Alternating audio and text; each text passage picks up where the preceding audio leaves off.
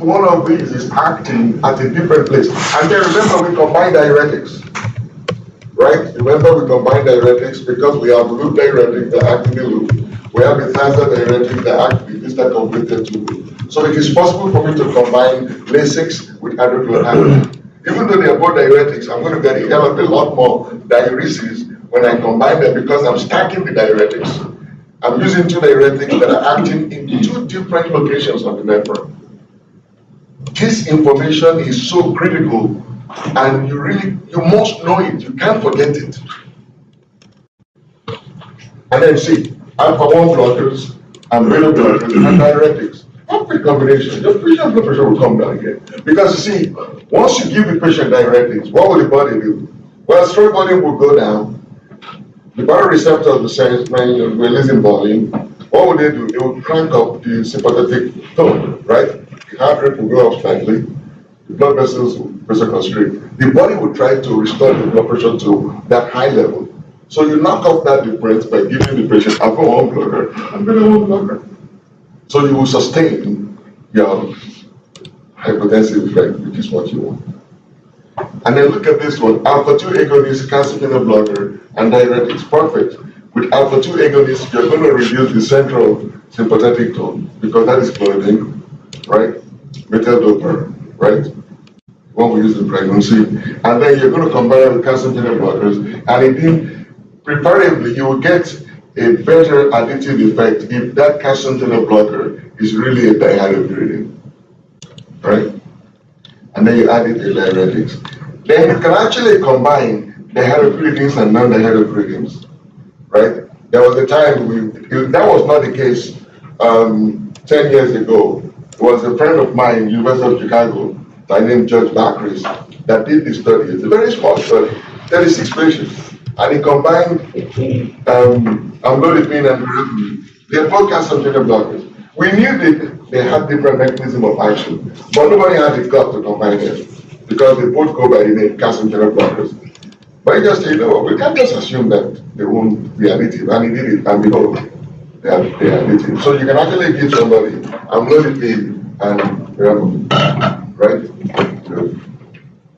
And then you can stack diuretics, you already know that. Now it makes sense to you why you shouldn't really combine these medications. Right? You shouldn't give anybody ACE and beta blocker. What are you doing? Unless they have diabetes and they have coronary artery disease, then you know you're not giving them the ACE and the beta blocker to control blood pressure.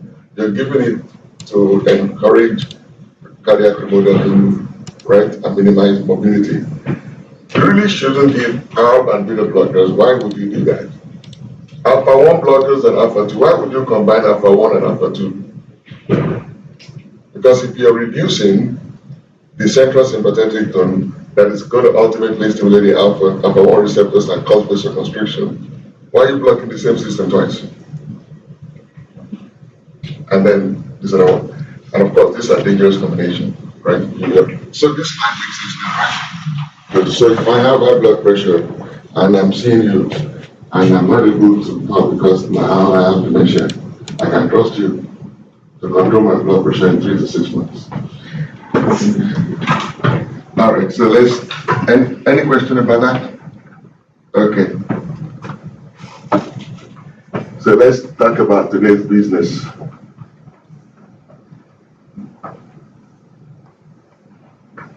So today we're going to talk about the pulmonary vascular disease. So this is lung disease, but not lung tissue.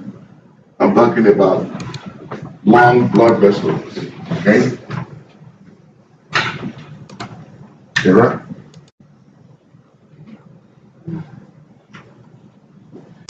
All right, good. So, this is just a review of the cardiovascular system. I like this cartoon, it's crazy. It's like kindergarten. So pulmonary vascular diseases, they manifest as sustained, remember we talked about hypertension and sustained elevation in systemic blood pressure, okay? Pulmonary vascular disease, they manifest as sustained elevation in the mean pulmonary arterial pressure. Okay? Usually it shouldn't be more than 25. And that sustained elevation in pulmonary arterial pressure is what we call pulmonary hypertension. Okay? So this is just to remind you again about the pressures. You already know this, but I like to go over it. This is your left ventricle, this is your right ventricle here. So from your left ventricle, blood leaves the left ventricle. What is this vessel? Good, it goes into the aorta. Look at the pressure. In the left ventricle during systole, blood pressure rises up to 120 millimeters of mercury, and in diastole it drops to 5. Okay? So that 120 millimeters of mercury is propelled into the aorta, right? So that is the systolic pressure of the aorta. When the ventricles are relaxing, there is a tendency then for blood to flow back into the ventricle, right? But that will never happen because there is an aortic valve. When that aortic valve closes, the blood stops decreasing, the blood pressure stops decreasing and stops at about 80. And that is why diastolic blood pressure is really the pressure in the aorta when the ventricle is in diastole. Okay? So you see what happens here. So that gives you a mean, you know how to calculate mean blood pressure, right?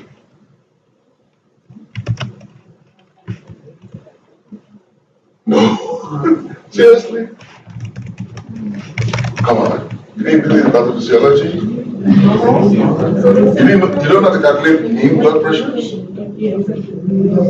It's supposed to be pulse pressure divided by 3 plus diastolic. So it's the difference between systolic and diastolic. You divide that by 3, then you add it with diastolic. That is how you calculate mean blood pressure.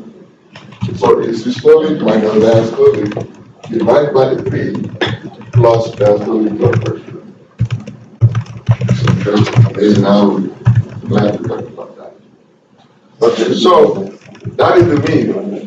It is not systolic but diastolic divided by 2, please. It's not.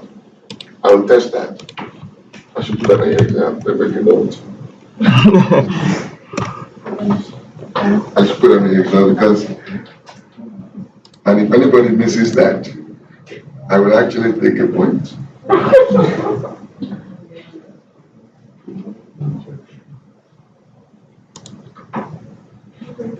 Okay, so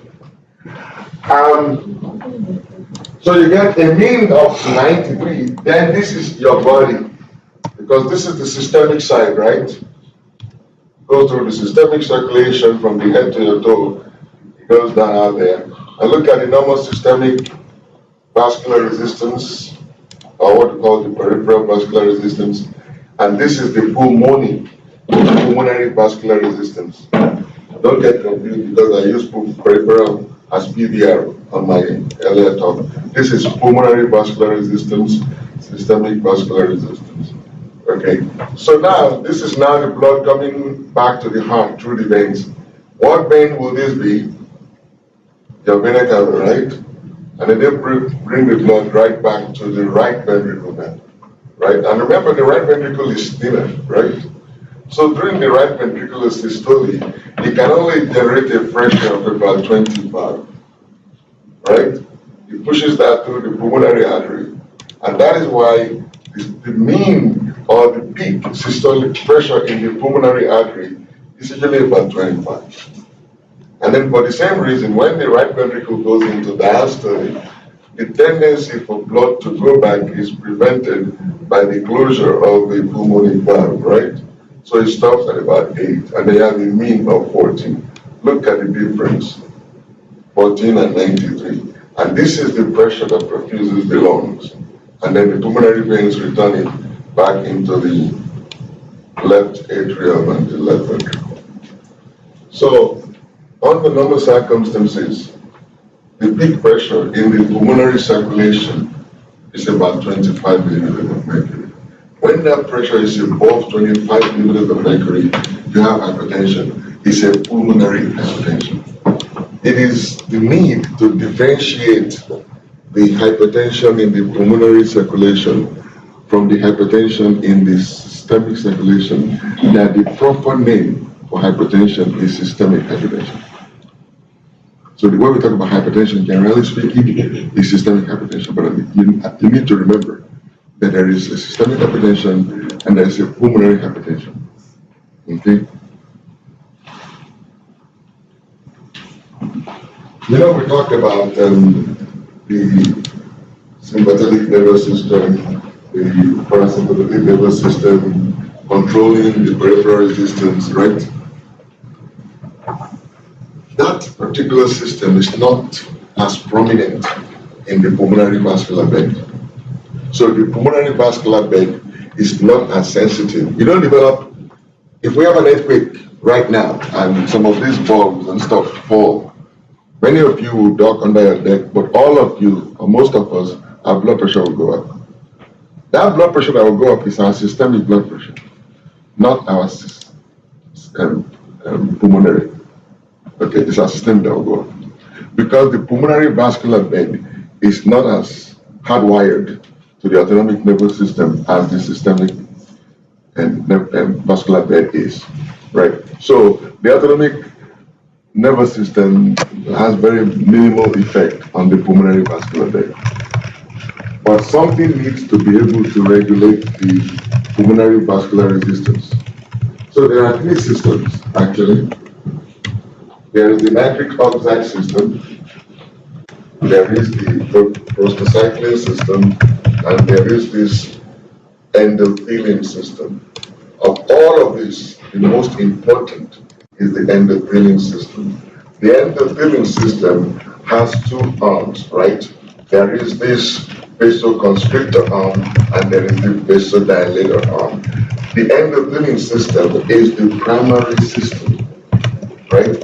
So when the system is activated through this endothelin ETA and ETB, it stimulates vasoconstriction, proliferation, fibrosis, and inflammation. When the same system is activated by a different set of stimuli, it activates its ETB-EC system, and these are just different receptor systems. And that activation of ETB-EC system will release vasodilators and will release endothelin-1 clearance, enzymes that will chew up endothelin-1 that is activated. This system itself is self-sufficient, but it's not protected. And in order to protect the lungs from this crazy vasoconstriction, proliferation, and fibrosis, there are two systems that inhibit, you recognize it by now, right? This is an inhibitory pathway. They inhibit endothelins, right? There is the nitric oxide, you all know about nitric oxide pathway, right? From vancomycin, triphosphate, guanylate cyclase, cyclic GLP, and that causes vasorelaxation, anti-proliferation, anti-fibrosis, anti-inflammation, anti-thrombosis. It is anti-everything the endothelin vasoconstriction pathway does, right? That's why it's a protective system. And see what is interesting. Once you form it, it's not very stable. It is very quickly inactivated by phosphodiesterase 5. Remember the one? Remember Viagra? Okay. And then it converted back into parasympathetic inactive, right? And then this one over here, from this, all of this stuff are from the membrane. Remember, the membrane is a crazy structure, right? Has those two lamellar layers with phospholipid tails, and then protein buried within it. These are some of those proteins. Okay? So you have this other one, the prostaglandin pathway. You have again adenylate cyclase. Once that prostaglandin is cleaved off from prostacyclin, takes ATP, convert it to GAP. GAP is the second messenger, right? You heard that before, the second messenger, right? Yeah. Okay, and then initiates vasodilation again, anti-proliferation, anti-fibrosis, anti-inflammation, anti-thrombosis. the prostacyclin pathway and the nitric oxide pathway do exactly the same. They inhibit LFP. Why is it important that you understand this pathway? Because all the medications that we're going to talk about for the treatment of pulmonary hypertension, they work around this. You see the way you're able to combine diuretics with the dietopyridines and all that, because you have an understanding of the mechanisms and what the actors are. That's why this is important. All the medications we use for treating pulmonary hypertension, they are targeted at this pathway. Unfortunately, it's not as successful, so they're not very popular, but you should know about the few of them. Okay? Are we good? All right. So what then are the causes of pulmonary hypertension? Now, I'm going to keep drawing corollaries with systemic hypertension so I can drive this point home nice and neat. Remember we talked about blood pressure being a product of cardiac output and peripheral vascular resistance, right? When you talk about pulmonary hypertension, you have to think about it as hypertension that will come before within the lung. So the hypertension can be caused before the pulmonary capillaries in the venous side, or it could come within the lung itself, within the alveoli, or it could be caused after the alveoli in the arterial side of the pulmonary circulation. Okay? So, for instance, if somebody forms a clot in the leg, right, and the clot gets dislodged and moves into the lungs, it's more likely to end up trapped on the inner side, right? Good. So just know, I want you to know about this day of the line, because that becomes very important in the next slide. So pulmonary hypertension can be caused by a lot of things. Thank God it's not very common, okay? But it's not rare, okay? So it's common enough.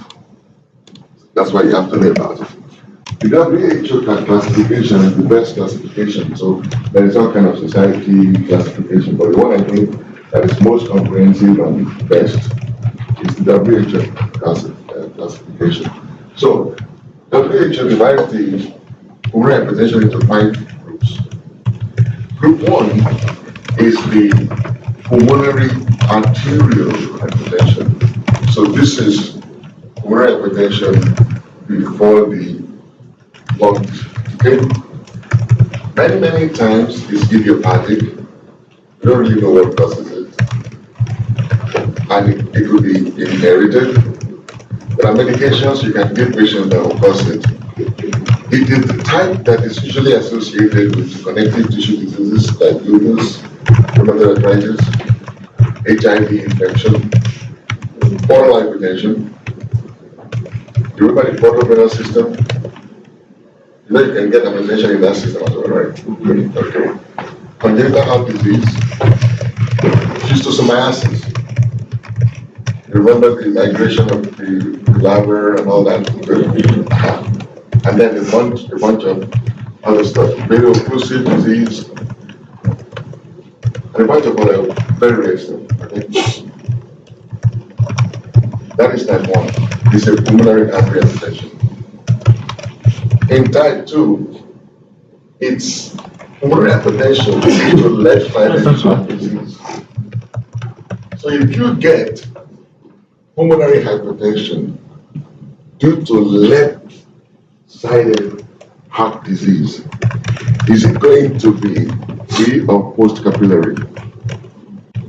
Post, exactly, because it's going to be a backup from the pulmonary veins into the left area, right? Good, thank you. So WHO put all that together in group 2, right? So you have left ventricular systolic dysfunction, diastolic dysfunction, valvular heart disease, and specific congenital anomalies. I know that, did I talk to you about systolic and diastolic dysfunction? Okay, we'll talk about it in heart failure, but let me just dismiss it now. Systolic dysfunction is an abnormal function of the heart in systole. What does the heart do in systole? It contracts. So if you have weak myocardium, thin myocardium, it's not going to contract effectively, right?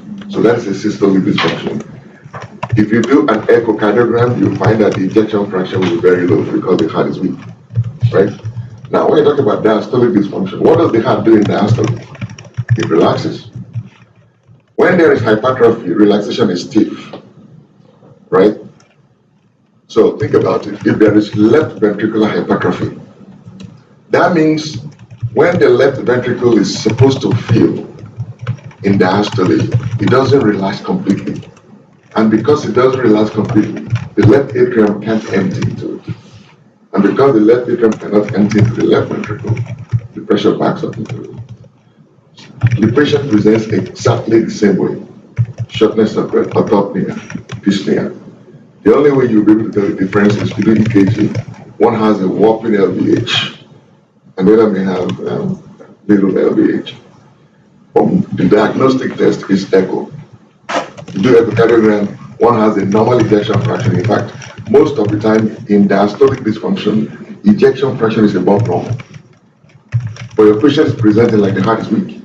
But the problem is the heart is so strong that it's not relaxing fast enough for the atrium, left atrium to fill it. Okay? So, but we'll talk about that in the heart failure. Okay? So that is WHO group 2. Now, group 3 is pulmonary hypertension due to lung disease or hypoxia. And look at the COPD. Okay? COPD, interstitial lung disease, other mixed restrictive, obstructive, sleep disorder, breathing, alveolar hyperventilation. Lung disease, you just remember the 5 mechanisms for lung disease, you will remember all of this, right? Type 1, type 2, failure. They have to do with lungs. The commonest cause, of course, is COPD. And then there is chronic thromboembolic pulmonary hypertension that is due to embolism, right? And then group 5 is just a mixed bag of crap. You probably won't see much of that. But just remember that that is where your hematologic disorder, sickle cell, and all those other stuff fit, okay? Right, so this is a very good classification of pulmonary hypertension. Clinically speaking, is this important? No. The reason I like the table is because it kind of opens your eyes and your mind to the wide variety of causes for pulmonary hypertension. The good thing is that it does not matter what is causing it, we treat it one way, right? So all of this is just for your own academic exercise. You'll be able to figure it out when you see it or suspect it.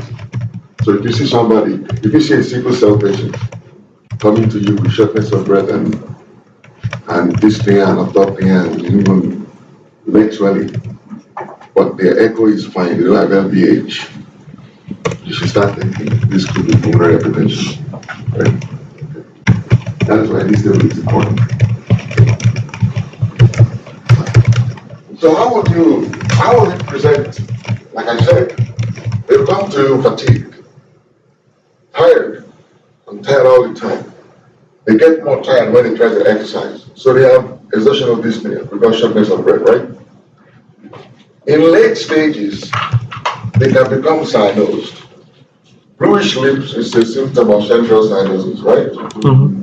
Okay. They get chest pain. They can have syncope. And when they begin to back blood into the right ventricle and the right atrium is not able to empty into the right ventricle, the inferior vena cava gets congested, right? And then what happens? Remember, your inferior vena cava is formed by, what 2 veins form inferior vena cava? The bottom, no, that is inferior vena cava, the 2 side. Yeah, what are the 2 veins that form the inferior vena cava? The iliac veins. The iliac vein and what? Veins. And what? The left and the right iliac vein. What are you talking about? No, there is. Where, okay.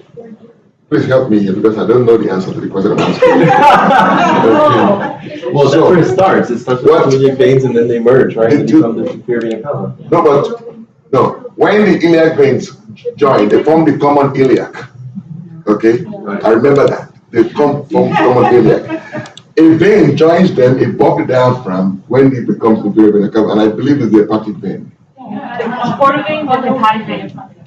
Yeah, but the portal vein is on its way to the liver. Yeah. The hepatic vein is after to yeah. exactly. So it's not like the portal vein travels through the liver. It's a separate vein. It's like a union station. The liver is the union station for both of them. Portal vein. So it's the hepatic vein and the common iliac that form the portal vein. So see what happens. When you now have congestion in the inferior vena cava, from the common iliac, you're going to get leg swelling, right? From the portal vein, the mucosa, the GI mucosa is going to become congested and edematous. So digestive enzymes are not going to be able to diffuse into the lumen, so the patients end up with indigestion. Liver becomes engorged, and because the liver itself doesn't have pain fibers, but the liver has a capsule that has pain fibers. So when the liver gets congested, that capsule gets stretched. So patients feel pain. So there's the right upper quadrant pain. And that's why you have all this dyspepsia, indigestion, anorexia.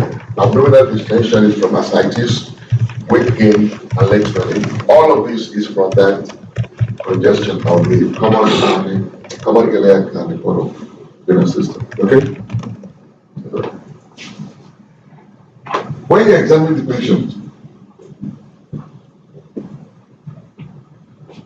you see what I like to teach. I did not know the two veins that form the iliac, but when he mentioned the iliac veins, I knew they form common iliac, right? And then the hepatic vein just came. If I wasn't teaching, I would be clinically dead. I would be only treating common cold and hypertension. I would not remember anyone. And that's why I keep telling you, when you graduate, if you're going to practice primary care, make sure, by the way, never keep one job. Have I told you that before? No. Never keep one job. Do two jobs at all times. Even if you have full-time job elsewhere, find some urgent care place and do weekends, maybe once in a month. The reason you have to do that is because you will forget everything you know. 1 year is all it takes. You don't use it, you will lose it.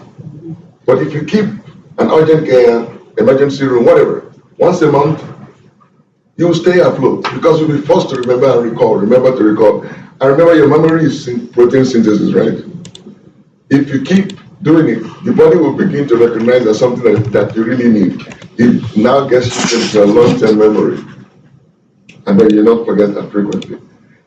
The other advantage of keeping two jobs is you don't ever want to work out of fear. You might have worked in a place for 20 years and they change the CEO. And for some reason, people just don't like people sometimes. Right? If that is your only job and you're afraid of losing it, do you know what that can do to your quality of life? Now you stop enjoying your job because now you see work. You know, but if you have two, you don't want me here, I'll be gone. Okay, I don't need to be here. I choose to be here. You should be able to say that all of your life. The day you are no longer able to say that is the day you become a slave. You should do what you want to do, when you want to do it, how you want to do it.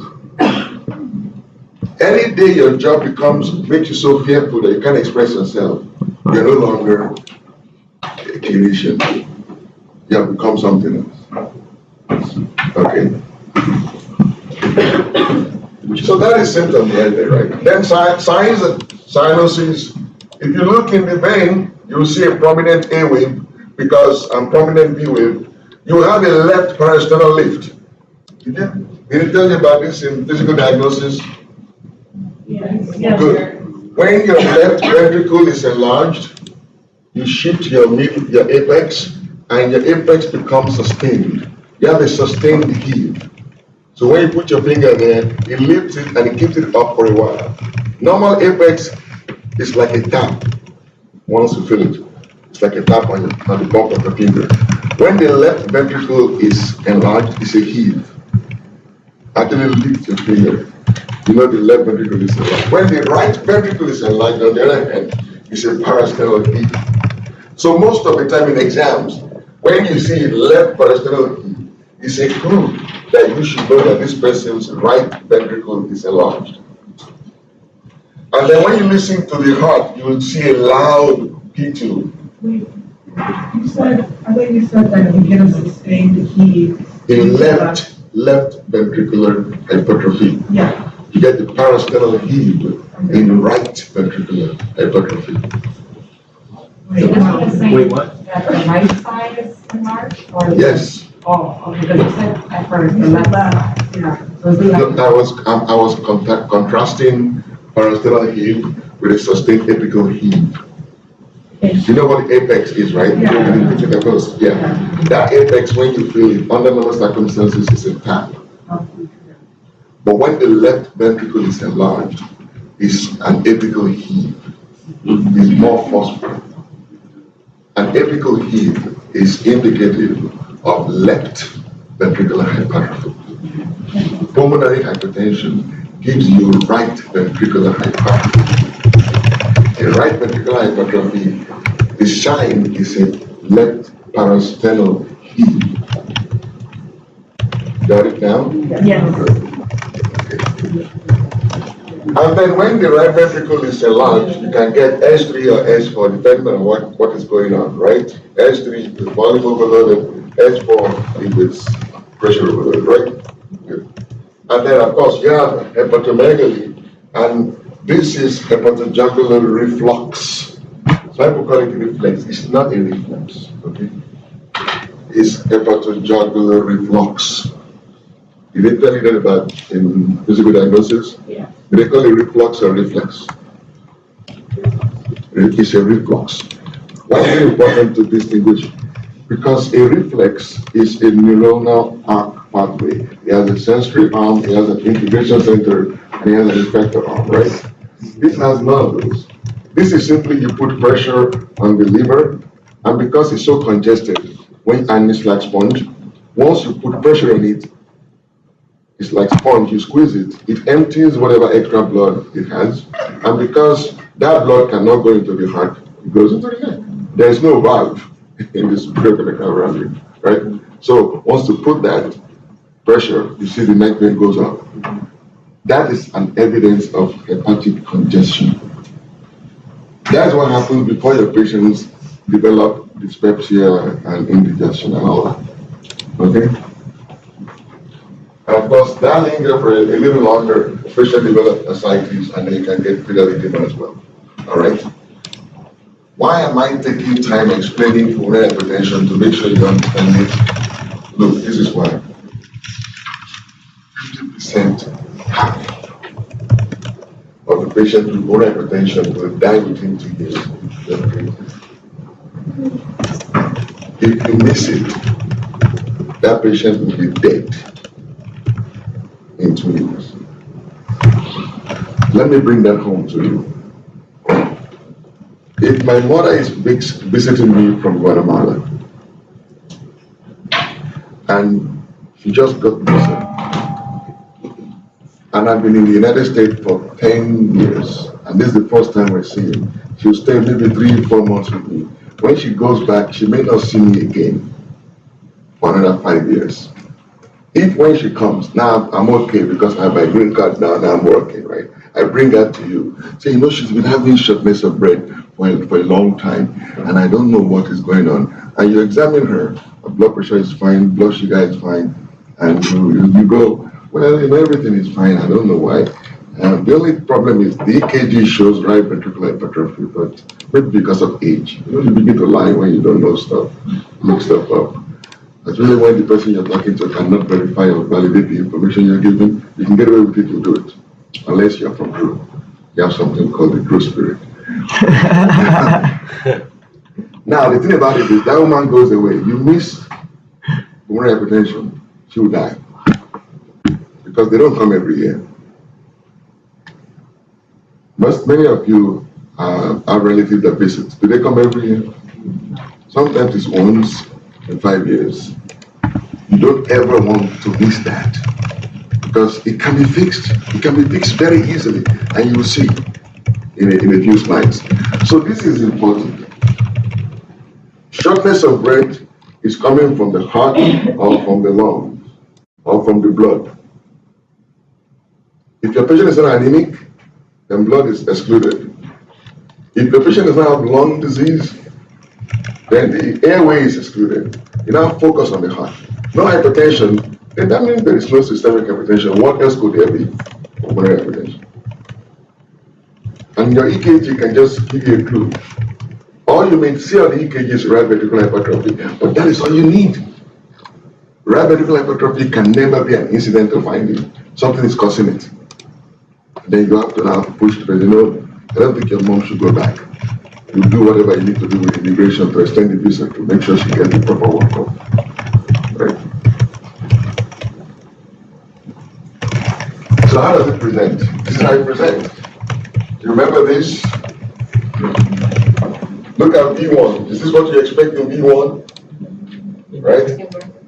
Yeah, the R wave is too tall in V1. Remember, V1 to V6, you expect R wave progression. That is normal. If you have R wave regression, then that means somebody switched the leads. You need to go and look at JVR and 1. If they are flipped, that is dextro, that is lead switch right? No, that is dextrocardia, right? Now, there is something I taught you in EKG, and I left out a third piece. I'm going to give it to you now, because now it will make sense to you. When you look at V1 to V6, under normal circumstances, you expect normal R wave progression. R wave should go from a predominantly negative wave in V1 to a predominantly positive wave in V6. That is what is normal. Get used to that, look for it, recognize it, validate it every single time you look at an EKG. That is the only way you recognize what is abnormal. Now, if the R wave regresses, in other words, it's positive all the way, and it's taller in V1, but it regresses, that is usually the way dextrocardia will present on the EKG, right? Now, if it stays positive, it does not regress, it does not progress, it just stays positive. That means, especially in V1 and V2, that is all it needs to be positive for you to see that abnormality. Because in V5 and V6, it's always positive. When the R wave is positive in V1 and V2, that can only be due to right ventricular hypertrophy. Right? So when you look at an EKG and you see a tall R in V1, that's the only thing you need to say this patient has a right ventricular hypertrophy. Then you need to pay attention, because that might be your only clue to pulmonary hypertension. And if you don't address that, that patient will be dead in 2 years. Okay? Now, other things you will see is once the right ventricle is enlarged, it might show you strain pattern. You know why strain is, right? Because just because the left ventricle gets enlarged does not mean it gets more coronary blood vessels. It's the same coronary blood supply. And once it keeps getting big, it will outgrow its own blood supply. So you should begin to show evidence of strain, right? And the way you see that is asymmetric two-wave inversion, as you see here, right? And then when it's really bad, it will actually shift the patient axis. So this is the right axis patient, right? You see that, right? Because it's negative here and it's up there. So it's the right axis. But this is a late sign. This is an early sign. Okay? So the earliest one is the RPH, followed by the strain, followed by the axis inversion. Okay? Y'all with me? Good. And then when you do a chest x-ray, you will see this highlight shadow. I'm not teaching you radiology, I'm just showing you what the radiologists will tell you. And because the pulmonary vascular bed has a lot of resistance, less blood is flowing through it. So there is what is called some people call it pulmonary hypovascularity, others call it pulmonary oligemia. It's just a reflection of reduced blood flow to lungs. Okay? So, and then you see this fullness of the right ventricle on the chest x-ray, That is what is responsible for your parasternal heel. Okay, you see this right ventricular hypertrophy that you see right here on the X-ray. That anterior humerus is what is causing your left parasternal heel on physical examination. Okay.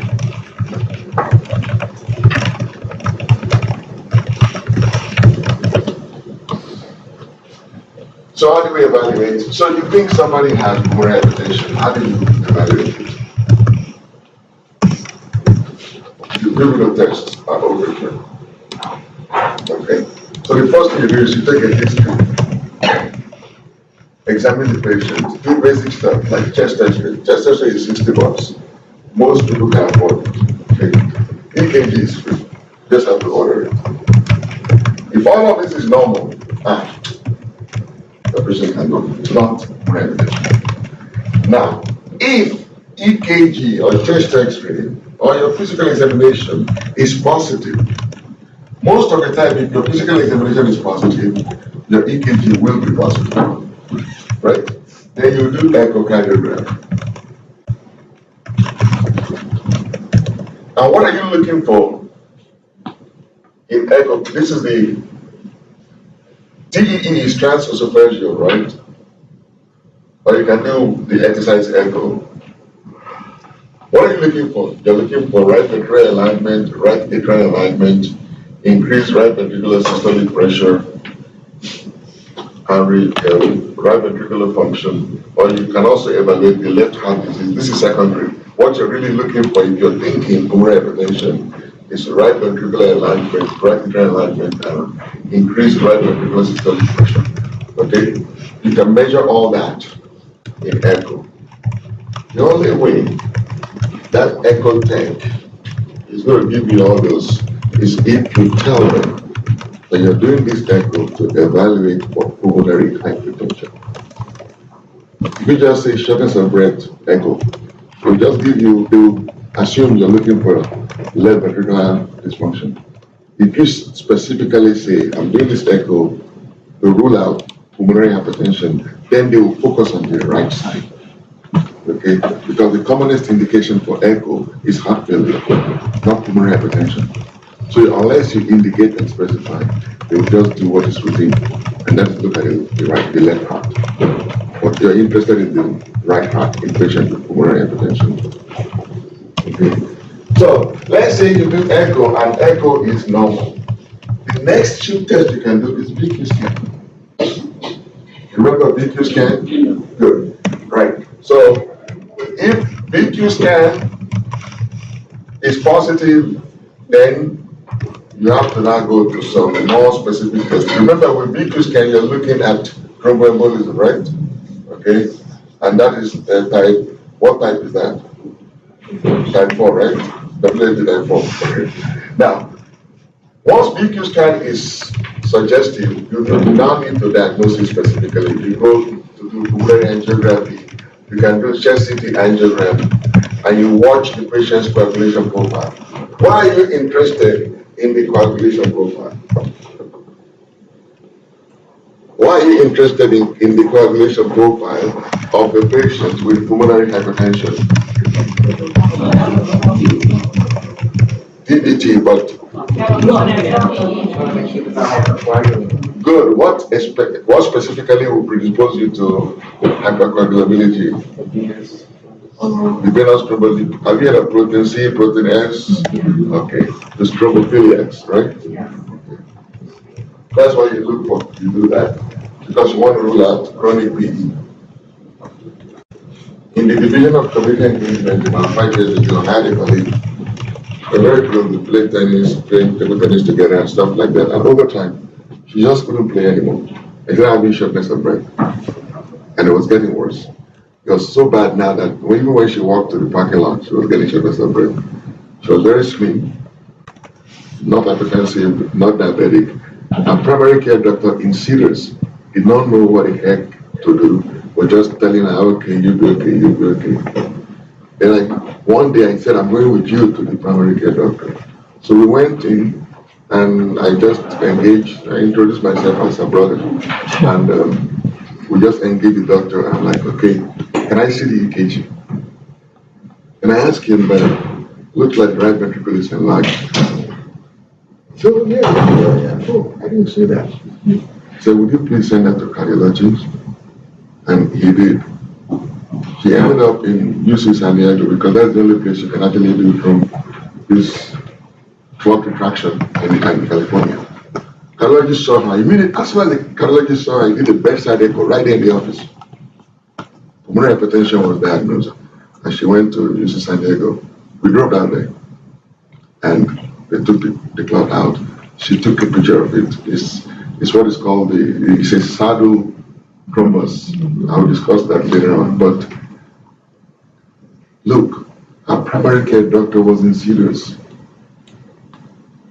One of the best places you could be. Your care is not going to come from the institution. Your care is going to come from the provider. And there are bad doctors everywhere. The institution may have a bad reputation. That does not mean every doctor in there is bad. The institution is not what cares for people. It's the providers in there. So don't get carried away. Don't say because your primary care is in UCLA. That does not mean the doctor is good.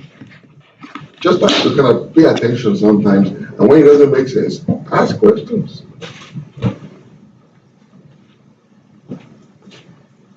So if BQ scan is normal, then you begin to look, and you're still thinking lungs, you begin to do lung function test.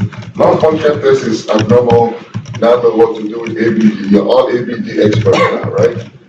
And if your patient is really overweight, and you think this could be related to sleep apnea, you know what to do, right? We talked about sleep studies before, right?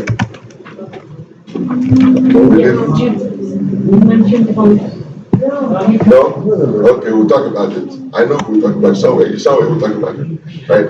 And then, by the time you're getting to PFTs and nothing is working, you're beginning to look for the esoteric stuff like HIV, lupus, LFT. You're looking for things. You've got to find out what is causing, right? Okay? And then, when you can't get a diagnosis, you begin to assess the patient's functionality. This 6 minutes walk test is just let the patient walk for 6 minutes. That's it. They don't have to cover any specific distance. Have them walk for 6 minutes. And then the distance they walk, there is a standard, but on the average, it's about 400 to 700 meters, right, for 6 minutes normal. If that is low, that means the patient is that means the right ventricle, the pulmonary hypertension is actually limiting the patient. And that is usually when people will agree to do right heart catheterization, when they actually go into the right heart and measure the pressure, to diagnose it and then treat it very simply. Okay? Yeah. In terms of what we do in clinical practice in primary care, we see abnormalities on the chest X-ray and the ECG, and then we refer to cardiology. Exactly. But then you keep an eye. If you send your patient to cardiology and the report came back and said normal left ventricular function, normal this, normal that, return in 6 months, you call him.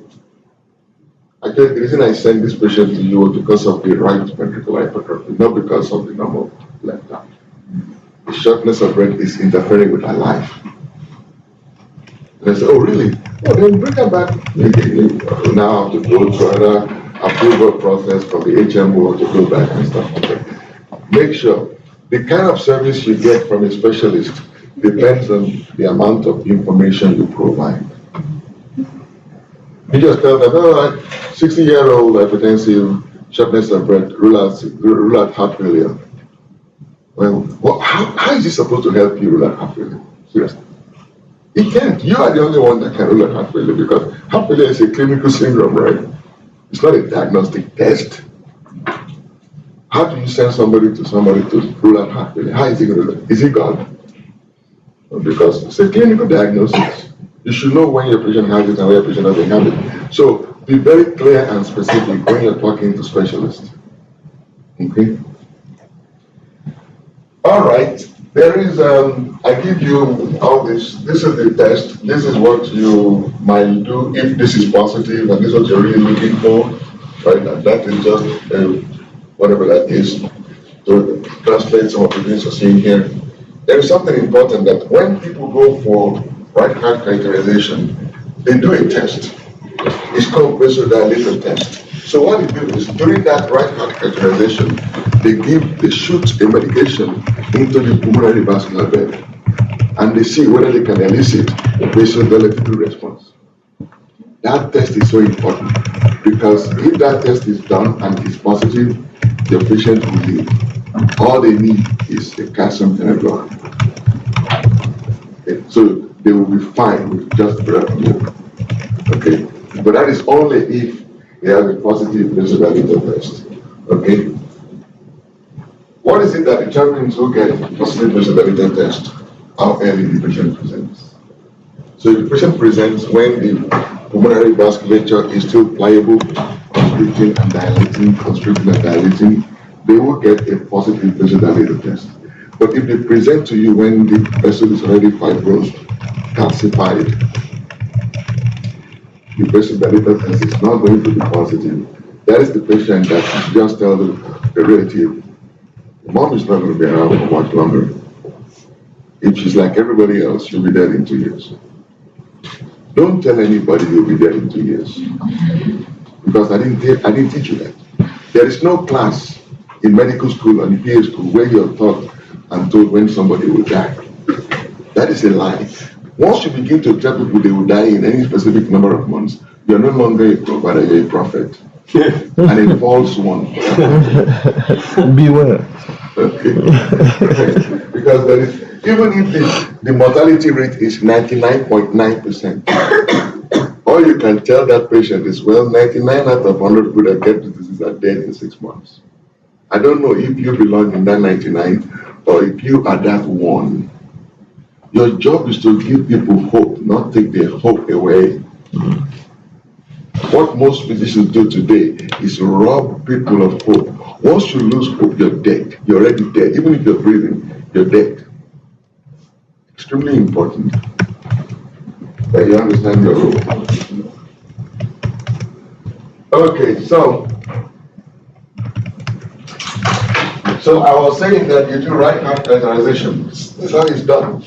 They can either go from the neck or they go from the groin. Most of the time they go from the groin, and they thread the catheter up the iliac, common iliac, inferior vena cava, right ventricle, through the pulmonary valve until it's hitting it's resting in the pulmonary artery. Then once it is in the pulmonary artery, they inflate the balloon. Once the balloon is inflated, it has pressure sensors on it. And then the back pressure is now sensed by the sensors and it registers what the pressure is. That is how you really diagnose pulmonary hypertension, okay? But we don't do right heart catheterization on everybody, sometimes because it's obvious. A COPD patient develops pulmonary hypertension. Control the COPD, you don't need to send it. Right. Okay, and then they also measure the vascular resistance and they measure the wedge. The wedge pressure is the pressure you get when you inflate the balloon and sensor senses the back pressure from the blood. Because the balloon is, you understand what I'm saying, right? Okay, so once you diagnose pulmonary hypertension, you risk stratifying. You risk stratifying your patient. These are the characteristics of risk stratification. These are the indices of high risk, indices of low risk. If that disease runs in the family, that's a bad thing. If your patient is in functional class 2 or 3, which you find out, it just means severe shortness of breath. Okay?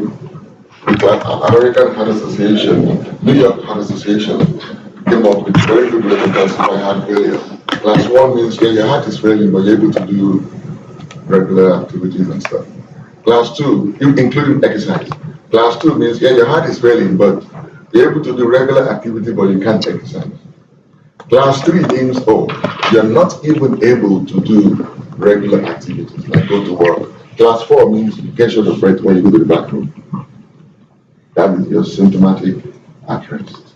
That's the worst kind of heart failure. Alright, but we'll talk about that in heart failure. If you have pericardial effusion as a result of pulmonary hypertension, that's the bad side. Low 6-minute walk distance low systolic blood pressure. You know why that is bad, right? Because a low systolic blood pressure means the pulmonary blood pressure is so high that the right ventricle cannot get blood from the venous side to the arterial side. Okay, that is a bad thing. Okay, and if the right blood pressure is very high, the pulmonary vascular resistance is very high, or you have the IBNP, right? You know what BNP is, right?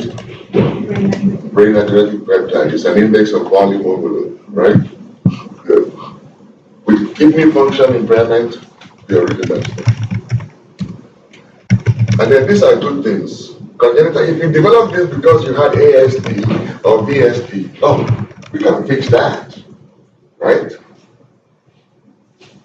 If you are still able to walk, you've gotten in a high functional state, enough blood is still going through the lungs to maintain your blood pressure, your vascular resistance and pressures are low, you don't have any evidence of kidney or volume overload, you're fucking okay. Okay? So, why is it important for you to really know this? Because remember what I told you? Pulmonary hypertension, patients will be dead in two years if they're not treated. And many times, your patients' relatives, they will go Google, right? They will Google stuff. And they say, Doc, I read, you said mom will be dead in 2 years. I'm not sure, she's not among them, she's not in the active flu. She'll be dead in 2 years if this and this and this and this, but she has this and this and this. Say, oh, really? You believe this? She'll live? Yes, she'll live. What does that call? Even if you don't believe in God, come on, evidence shows that people that believe in God do better when they are admitted. Just because you don't believe in God does not mean you should deprive people of hope. It's a disservice if your belief interferes with your belief to care for people. It should not.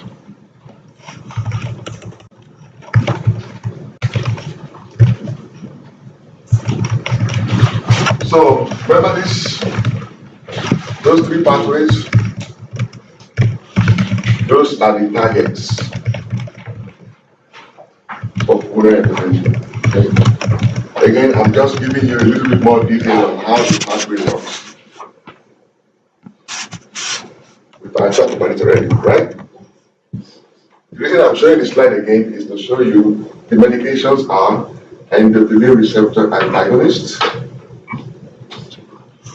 prostacyclin derivatives,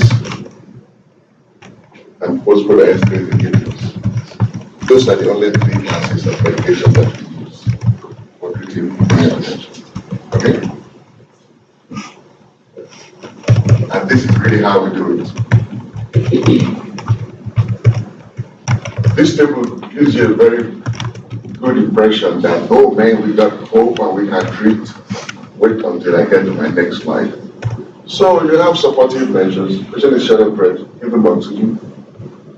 They are swollen with hematomas, give them diuretics.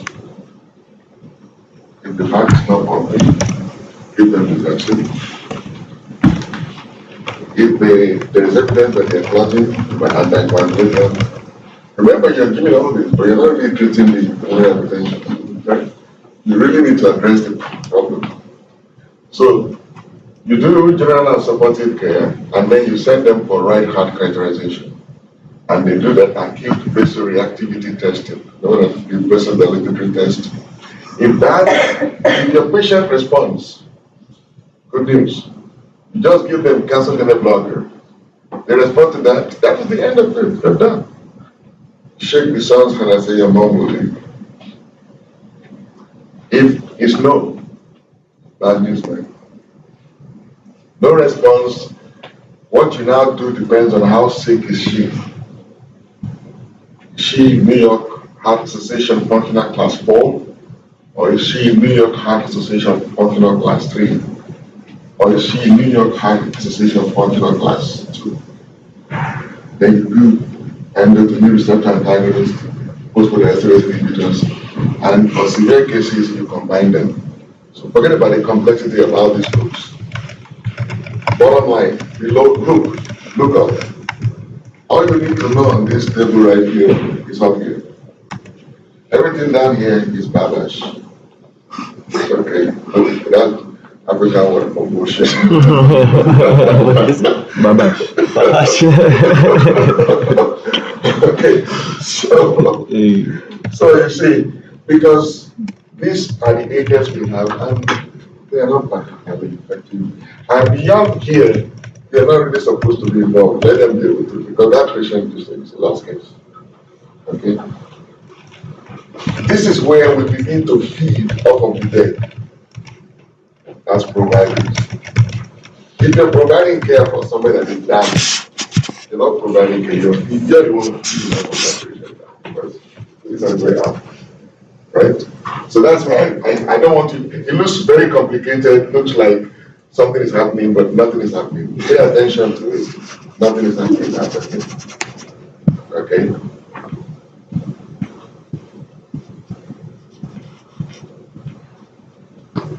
Important pharmacokinetic interactions for the classes of medications.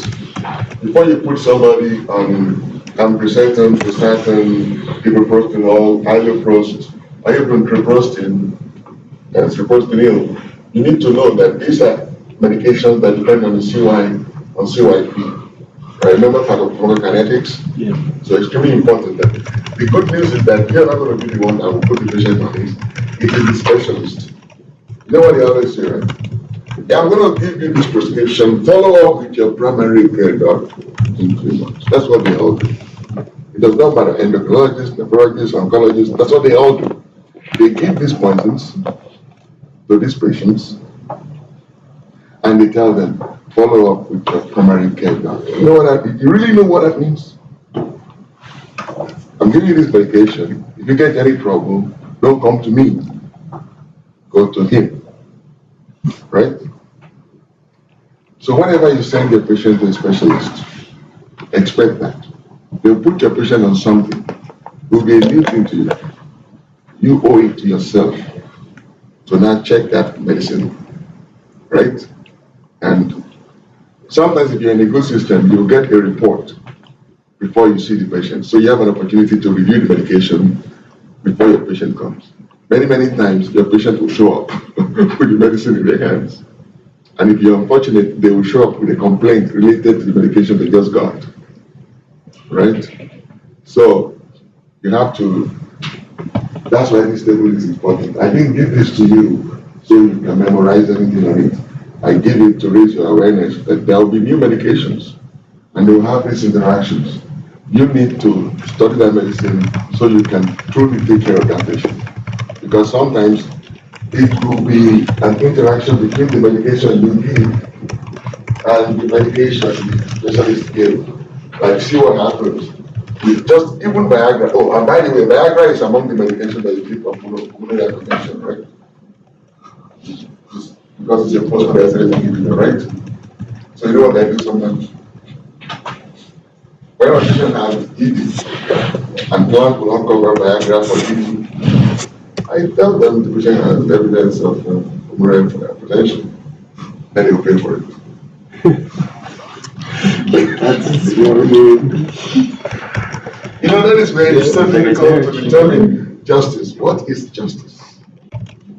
I mean, if I have to lie a little to help him live, when I do it, my patients, I will teach my patients to lie to get what they need. Look, I've had a cirrhotic patient in my clinic for months, and every time the man comes, I tap him, send him home. Comes back 3 months later, I tap him, and I know I'm tapping him, he's feeling better, but that fluid I'm taking is very rich in albumin. It's a question of time. This guy is going to be malnourished and he's going to die. So one day I called him and said, listen, we're not going to do this anymore. The next time you feel like this, call your daughter. Have him take you to Westwood, emergency room, and just tell them your story. I want you to pretend sicker than you really feel. I want to breathe really fast. And I want you to tell them in very short sentences when you're talking to the doctor. So I kind of trained coach. When he got there, he did exactly what I said. he got on the transplant list. This is what you have to do sometimes. The system doesn't work, it's broke. You have to kind of like help the patient navigate, because nobody's going to listen to me. If I had gone in there with him, say, this is my patient, he has cirrhosis, can you give him a liver? The first one look at me like I'm crazy. Before you know it, I'll be in their neuropsychiatric unit. And then my patient they will call security for my patient. And he's not going to get what he wants. But he went there and coached and presented like he should. He's a liver now. Look, I'm telling you, you came to Drew because you care about people that don't have. Sometimes you have to be Robin Hoods. Okay, there are times you really have to take from the rich and give to the poor in whatever way you can do it. It is just the way the cookies crumble. There is nothing you can do about it. Okay, the bottom line is keep your eye on your patient. You will never be wrong. Even when you lie, God will look at you and wink.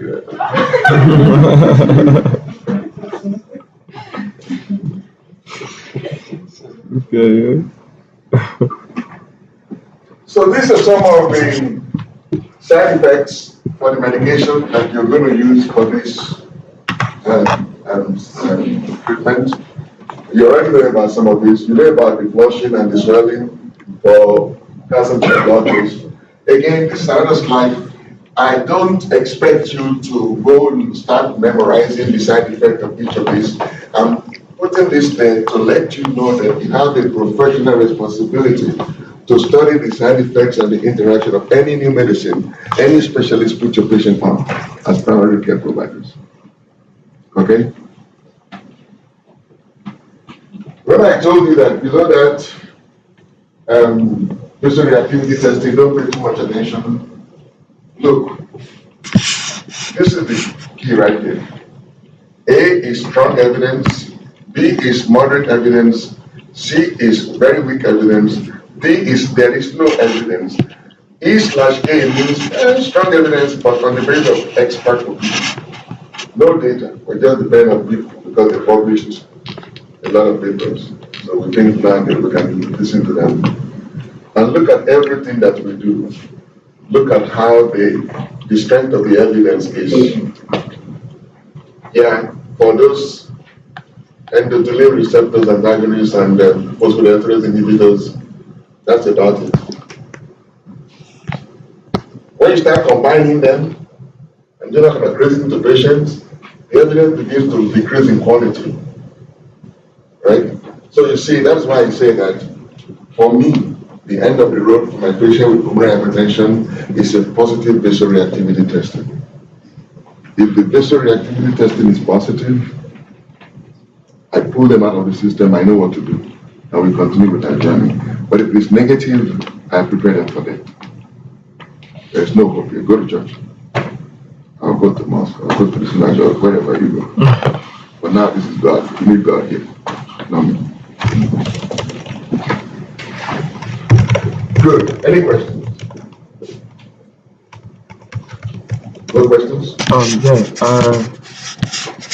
You said something about BNP. I didn't catch what BNP stood for. BNP, brain natriuretic peptides, Okay. is that hormone that comes from the right atrium in volume overloaded folks, and it's a powerful diuretics and vasodilator.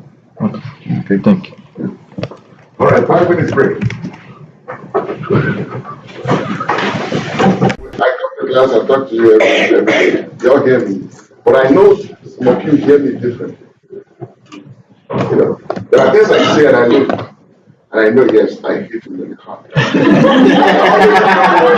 Oh, you definitely have done that. Plenty of times. And he is so transparent. Right? He's going to be a great provider. Because he listens with his heart. You have to learn to listen with your heart. If you just listen with your ears, you're never going to touch anybody. Because people will not listen to you when you are able to talk to them in their heart. You know how you talk to somebody without looking at them, and their head is down, and when you look up, they're crying. Even though you couldn't tell they were listening to you, but by the time you finish, you've done something to them. That doesn't happen all the time. But in your encounter with humanity, there will be those moments where you will be forced to be an angel. Say the truth and go your way. What they do with it is their business. Just be that agent. Just say it like it should be said. No compromise, no fear, no favor, and walk away. That is the day you become a human being. Until you're able to stand up and speak up and shut up, you're not living. The day you begin to live is the day you become truly free, an American, is the day you're able to stand, speak up, and shut up and move. What you say and how you feel is determined by other factors, you're not a true American. The people that founded these countries were men of courage. They just spoke the truth, period. And it didn't matter who got from it. And that is really what it means to be American. Many Americans don't understand the American spirit. You know. But you live here with it because that is the true spirit. Let's talk about pulmonary embolism. So pulmonary embolism is blockage of pulmonary artery by a substance known as embolus that has traveled to the lungs through the bloodstream. That process of travel is called embolism from another part of the body. So when a clot forms, it's called a thrombus. When it gains legs and moves, it's now an embolus. And most of the time they are formed in the veins. So they always end up in the lungs. Right? So when it gets to the lung, the first thing it will do is to block the pulmonary artery. So it will cause some problem. And because the lungs need its own blood supply, that part of the lung is not produced. In other words, if there ain't enough collateral circulation to make up for that blockade, that part of the lung will die. And when that happens, you have pulmonary infarction. Okay? 90% of the time, pulmonary emboli detach as part or a whole from a blood clot formed in the pelvic veins or in the deep veins of the thigh above the knee. Keyword, above the knee. So when the clot is below the knee, it doesn't pose as much risk of embolism. So when it's below the knee, we don't worry too much about it, but we monitor it. Because the tendency is for it to propagate, extend. Once it extends above the knee, then the risk of embolism is high. You really need to fix that one. Okay, so don't forget it. Emboli come from the pelvic veins and the deep veins of the thigh above the knee 90% of the time. 10% of the time is due to a wide variety of causes, like fat cells. How would you get fat cells into circulation? They have long bone fractures, right? So fat cells embolize. Okay. Sickle cell, when they are in crisis, they can form emboli. That is why sickle cell is a cause of pulmonary hypertension, because of chronic pulmonary embolism. Okay? Amniotic fluid. You can have keratinocytes and lanugo hair of the baby during delivery, and boom. That is why childbirth is so dangerous. Okay? Tumor cells, people with malignancy, the tumor cells can embolize.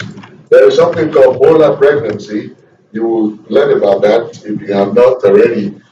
Trophoblastic cells, septic, emboli from endocarditis. Remember we talked about endocarditis, and I showed you that picture of pus and debris in the right ventricle. Yeah, those come from emboli, and because they're coming from the right ventricle, they always end up in the lungs, right? Hydatid cyst, parasites, foreign body, air. How do people get air embolism? you're in a nursing home or you're in the hospital, maybe somebody is in the hospital because they're drunk and they're taken to the hospital, they put them on IV, and then maybe they now have a seizure and the IV gets disconnected, and then you have the vein open to the air. The pressure in the vein is negative, right? So what will you do? You will suck in air. That's how you get air embolism most of the time. 90% of pulmonary embolisms don't come from these horrible processes, but this is often tested. So the way people test your knowledge about fat cells, they will tell you this person was brought in by the paramedics for multiple long bone fracture. Anytime you hear long bone fracture, like femoral fractures, tibial fractures, femoral fractures, long bone fractures are the ones that we expose you to paramedics. Okay, and it will be shortness of breath. It will be sudden onset shortness of breath. Remember that. Okay, if they want to test you on septic emboli, it will be somebody on admission for sepsis or with admission diagnosis of bacterial endocarditis. And then maybe on the 6th day, we develop sudden onset of shortness of breath. So remember, recognize these causes, not because they're common, but because they're often tested. Okay. How does it present? It depends. If it's a small arterial blockade, which means it's a small emboli, right? If it's a small emboli, you will get blood in a small artery. If it's a big emboli, you will get embolus. You will get blood in a big artery, right? So if it's a small arterial blockade causing infarction, the patient will have chest pain, it will be a pinch, right? And then because they will bleed into the airway, they will still maybe become receptors, right? And they can have hope and hemoptysis. Okay? The only time the blockade will lead to infarction is when the occlusion is in a terminal artery. You know what a terminal artery is? Last branch. Because most of the time you have arteries, they divide and they reconnect. So if you block one, there are usually collateral ways of getting blood to that particular organ. But sometimes you have these straight arteries, they don't connect to anything else. So when you close, you get those clogged. The tissue they supply don't have alternative blood supply, it dies. Okay, so that's why infarction is usually due to terminal arterial. When there is a large arterial blockade, your patient will present with shortness of breath and they might pass out. Reason they pass out because the large artery. The large artery means you're cutting off substantial blood from going through the lungs. Right? And that will not make it to the left atrium. And that will cause hypertension. Syncope. Okay? Sudden death. 10 to 15% of sudden death due to treatment. Okay? Well, this is a big deal. Okay? See, this one is called the saddle emboli. This is called saddle because it sits on the bifurcation like the saddle of a horse. Right?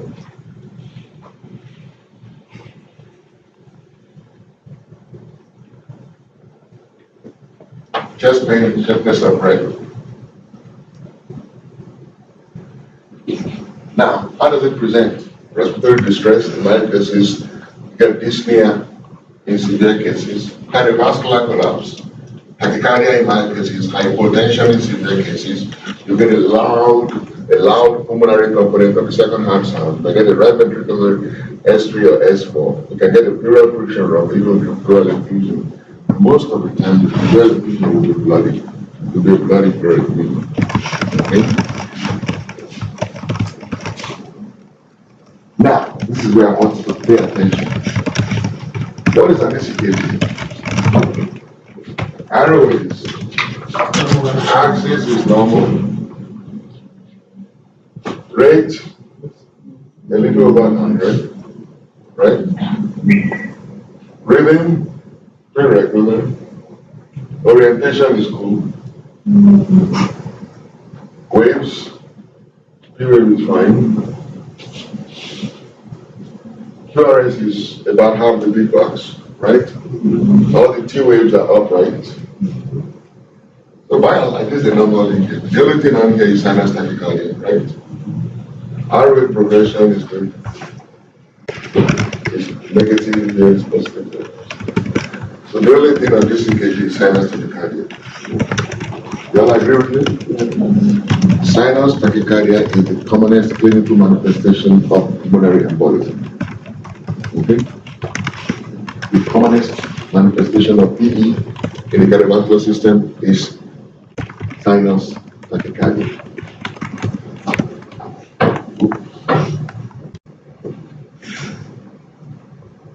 Now, if there is a significant pulmonary embolism and it's been going on for a long time, that the right ventricle has been trying to overcome it, then you get a right ventricular enlargement, right? So when you look at EKG, you will see a right ventricular hypertrophy. And look, this is what it has here, a right ventricular hypertrophy with strain. That T-wave inversion there is strain, right? You got that? Good. So this is a common electrographic manifestation of pulmonary embolism, right ventricular hypertrophy. Sinus tachycardia is the commonest. Right ventricular hypertrophy with strain is a common manifestation, but it's not the commonest. Now, there is a manifestation called the S1Q3T3 pattern. S1Q3T3 pattern simply means you have a deep S wave, the lead one. You have a Q wave in lead 3 associated with a T wave inversion in lead 3. That combination is what is called S1Q3T3 pattern. What is the big deal? It is the most specific sign of PE on EKG. It is, once you see it, it is a specific pattern. It has a low sensitivity, you don't see it all the time. But once you see it, it's highly specific. It is seen in up to 50% of patients with PE, but almost in all, up to 12% of patients without it. So it has 88% specificity. 88. Okay. That's 100 minus 12. Right? So you understand what I'm saying, right? Sinus tachycardia is the commonest manifestation, but the most diagnostic specific sign, which is not so common, is S1Q3T3. Okay? When you do a chest X-ray in somebody with massive pulmonary embolism, you see what is called decreased vascularity. That decreased vascularity is what is called Western Markstown. If you look at the chest X-ray, it looks like all is black. You barely see the pulmonary blood vessels that you normally see as white lines. And then when the embolism has been on for a while and that particular part of the lung is now impacted, you see it as this consolidation. That consolidation typically is wedge-shaped. The reason it's wedge-shaped is because it actually affects a segment of the lung. Okay? That wedge-shaped consolidated area is called Hampton Hump. Okay?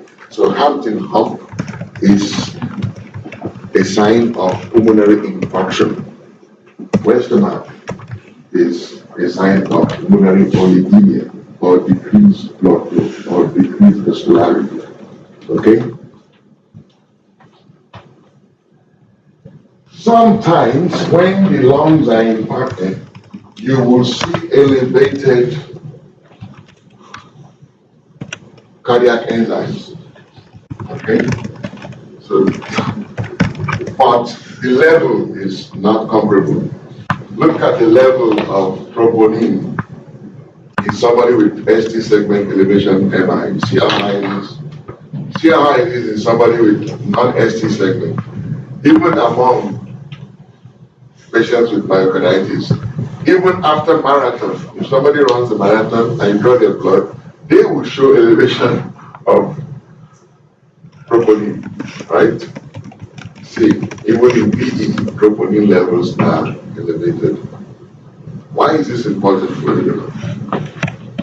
Because somebody comes to you with chest pain and they have sinus tachycardia. What are they likely to have? Is it heart attack or PE? It's more likely heart attack, right? Right? I mean, chest pain, general cause of chest pain is coronary artery disease. PE is also up there, but the commonest is most likely coronary artery disease. If you see chest pain, the first thing you do is look at heart, right? But if there is shortness of breath and it's all sudden onset and you have all the right circumstances, like the guy just got off the plane from England, 12 hours sitting down doing nothing in that, or what they call it now, economic, then you think differently. The reason you have to think about this is that if you think it could be a heart, check your cardiac enzymes. And don't expect cardiac enzymes to be completely absent. It could be present. Those are acute in patient with PE. Okay, that is why anytime you have elevated troponin in somebody that you're treating for pulmonary embolism, you must do echocardiogram to make sure that you're not missing any left ventricular dysfunction. Because if that chest pain is due to coronary ischemia, if you do echo, you will see it, right?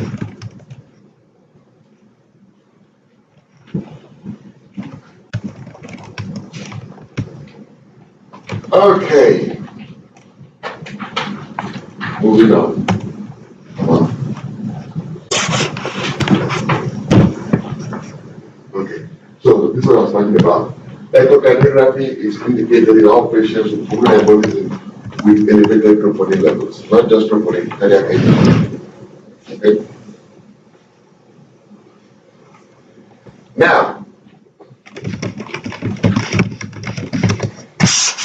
I'm sure I have so sensitized you now to PE that you will begin to look for PE in everybody with shortness of breath. And that's a good thing. The downside is that you will overdiagnose it. You will think about it when you shouldn't. And you are not alone. That is the reason we have what is called the Wells probability scores. So it's a score. I said, okay, fine. If from your history of physical examination, if PE is as likely or more likely than another diagnosis, you give your patient 3 points. So the history is fine. Oh no, definitely there's a need. Now, the necessary indices, I'll talk about them down the road. And your patient has tachycardia, they get 1.5. Patient has been immobilized. It could be because they've been bed rest for more than 3 days or surgery within 4 weeks. Remember, and if somebody gets surgery, say they got surgery for second herniorrhaphy, they repair a hernia, right? And during that admission, even though it could have been a short stay, it might be 24, 48 hours, right? And they go home. But in that stay, they develop a clot below the knee, and nobody noticed it. And they go home. And because they still have the scar, it still hurts. They're not moving around much. They will not embolize for as long as it stays below the knee. But the truth is, it tends to propagate. It will not extend above the knee. Once it's above the knee, that is when it's likely to embolize. That is the basis for that 4 weeks. So surgery within 4 weeks. Okay. And then if the patient has ecoptosis or they have malignancy, they have 1 each. Now, once you've gotten all this done, how you interpret it depends on what you intend to do. If you intend to do VQ scan, you add up the scores. Less than 2, don't bother. More than 6, definitely do it. Between 3 to 6, think some more. Okay. But if you intend to do CT angio, and you add up your score, less than 4, might have to defend it. Above 4, nobody will argue with you. The plan will approve. Okay, so that's why we do this Wells probability. See, so most of the time in your profession, once you are between 2 and 6, this is when you call your supervising MD. So look, I'm dealing with this. I don't know what to do with it because it's borderline. No, there's no right or wrong answer here. Okay. This is the way it looks on a CT angio, the saddle envelopes. Okay.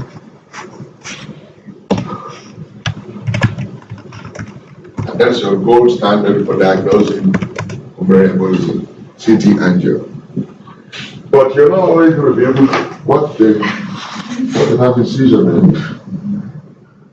You're not always going to be able to do CT angio in everybody because CT angio needs contrast, right? And sometimes CT angio has radiation. Sometimes folks are pregnant, right? And remember, pelvic vein is another source story, especially because the baby is sitting on the veins and interfering with flow. That's how it happens. So when you cannot do CT angio because the patient is pregnant or has renal insufficiency, you have to do DQ scan. Look at it. Have you seen this before? We talked about this before, no? Okay. This is how a DQ scan is done. So in DQ scan is ventilation perfusion, right? Remember that? So it's ventilation perfusion scan. What are you looking for? You're looking for ventilation perfusion mismatch, right? So what you do is you get a radioactive isotope in the air and tell the patient to breathe.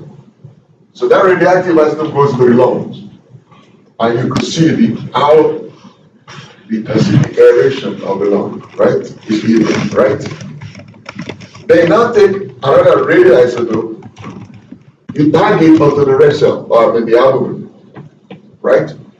And then you now send it to the lungs. You see the vasculature of the lung, right? The computer will now put the two images on top of themselves. And then the mismatch area will show up like that. That's why it's called ventilation perfusion scintigraphy. It shows you the mismatch area, and generally speaking, those mismatch areas represent areas of embolism and infarction. Okay, where ventilation and perfusion does not match. Okay, you got it? How do you treat pulmonary embolism? Anticoagulation. You start it. How do you initiate anticoagulation? You always use heparin. But the type of heparin you use depends on who you're dealing with.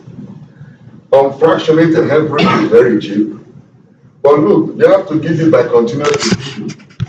And pushing out to be an admission, then it becomes expensive. Even if medication is cheap, because you have to do the admission, it's not feasible, right? So it's generally not very popular. They have the low molecular weight heparin. You can give by intermittent subcutaneous or even IV injection. Now it comes in these single-use pre-filled syringes. Okay? And then there is a synthetic analog of low molecular weight heparin called fondaparinux. Synthetic, just like low molecular weight heparin. The only benefit fondaparinux has over low molecular weight is because it does not cause heparin-induced thrombocytopenia. You've heard about that before. Is that a good thing?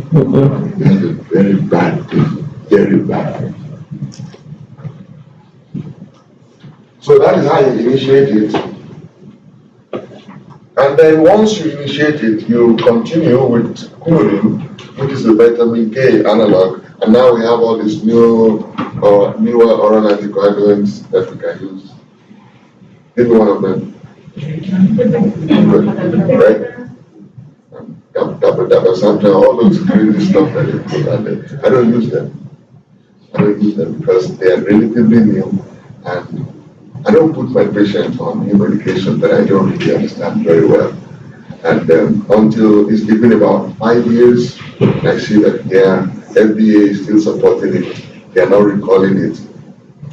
Unless the risk outweighs the benefit outweighs the risk for my patient, I'll tell them, I'm not going to give it. If you saw it on TV and you want it, fire me now. Because I won't give it. I don't know enough about it and I don't trust it. Yet, the data is not clear. Yeah. Don't worry, by the time you practice medicine for 10 years, you'll be able to speak like that. Because you will see all kind of lies. And it will hurt you sometimes, especially when people get hurt. Because you trusted somebody else. But ultimately, you're the one writing the prescription that kills the patient. You will not forgive yourself. That happens only once to you. You will never forgive yourself. That will put you into a different category of providers. Because now you take responsibility for the care provided. You're not just an agent in the system. You're a human being taking care of other human beings. And you hold yourself to a higher level of accountability.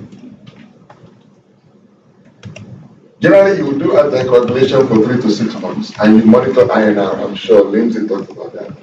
Okay, so remember always too much. Remember, Coumadin is contraindicated in pregnancy, and stay away from it in patients with malignancy, because they can actually bleed out. Okay? Now, I know Lindsay talked about this, but I had this space, and I didn't want to put there. So I decided to show you the difference between unfractionated and low molecular weight. It's just that unfractionated is the complete molecule. Low molecular weight, they keep it up already. The way it works, always bind to antithrombin and inactivate factor 10, activated factor 10. It's more selective for factor 10. That's why it's preferred. Okay? But that is hematology, not immunology. And I'm sure Lindsay did a good job on that. So now, that is for embolism. Patient is short of breath. What would you do if your patient, say, was coming down from the plane and he was in the jetway and he slumped? And then you're there. Is there a doctor in the plane? You say, yes, there is a doctor. And you brought out your black bag, right? And then you measure the patient's blood pressure, and it was tachycardic around 20, and blood pressure is like 60 over palpable. You say, no, this guy needs to go somewhere now, and not by ambulance, airlifting. Because that is the way massive pulmonary embolism will present. And if you make them realize that, and you don't need much. The guy has been on a flight from India 18 hours. He's disembarking. Acute shortness of breath. You feel his pulse is tachycardic, he's hypotensive. That is, and he doesn't have chest pain. That is massive PE until proven otherwise. If you call 911 for that guy, he will die in the ambulance. That guy needs to be airlifted, and they need to do what is called a catheter-directed thrombolysis. Look how effective that treatment is. Before, after. Before, after. On the right and on the left. This is a lifesaver right here. But you have to do it in time. If you waste too much time, the patient is not going to make it. Okay? So anytime you have massive embolism, patient presents with cardiovascular collapse and syncope.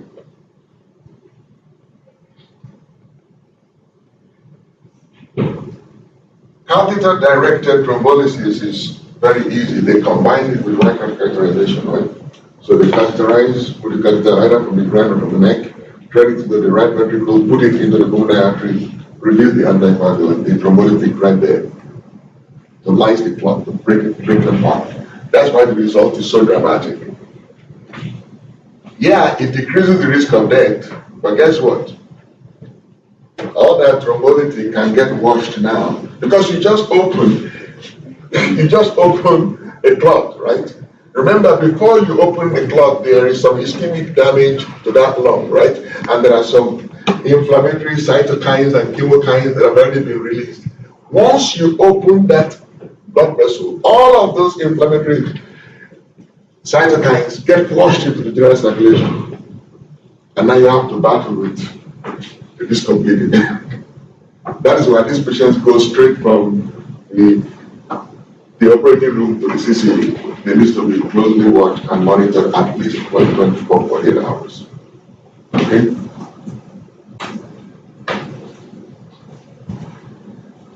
Okay, so I've told you what to do. You do anticoagulation and thrombolytics. That's all there is to it. Are you always will be able to do that? No. There are times you cannot give anticoagulants, right? So you have to do something else. There are times you have to put an inferior vena cava filter. What is that? Think about it. It's a filter that it's like an umbrella. And it's true like an umbrella. You know, it's like an umbrella. They sit it on top of the catheter, right? And then they put it through the brain. And once it gets into the inferior vena cava, they open the umbrella. And then it just hooks on the wall of the inferior vena cava and stays there. Then they withdraw the catheter and leave the umbrella there. It has holes, so blood can still go through.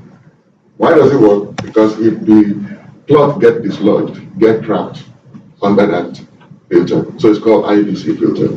Can you leave it there forever? No, because it migrates. And very quickly, clots start forming on top of it. Right? So you can use it for about 3 to 6 months. Because that's about the duration you need to anticoagulate it anyway.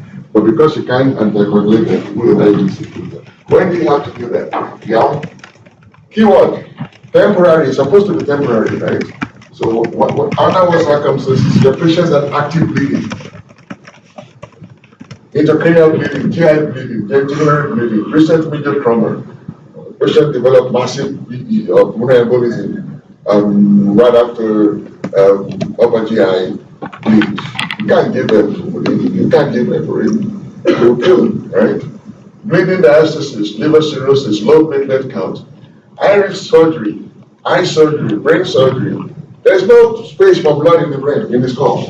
You bleed in there, the pressure goes really high, cut off blood supply to the brain, pushing the brain dead. So you don't have time to take this kind of risk. Some people leave the inferior vena cava filter in patients permanently. You know why they do that? We know it's wrong, right? We know we shouldn't do it. But what would you do if you put your patient with a history of PE or anticoagulant and you monitor the INR, and INR is therapeutic between 2 and 3, and your patient still feels the clot? What can you do? There's nothing else to do. You have to put a filter. You know what they say, in the midst of life, we're in death. If you are afraid to die, you will not live. Okay? So there are times you have to bite the bullet. So you know what? If I leave you alone, you will flip another clot. And I don't know when it's going to be massive. I would rather take a risk I can predict the outcome than take the risk that I cannot predict the outcome. There are times the choice is not between good and evil. The choice between more evil and less evil. Right? And that is really true for all of life. You're not always going to be able to do the right thing. But I can only do the less wrong thing. Right? So whenever the oral anticoagulant is contraindicated, you can put IVC filter in the patient.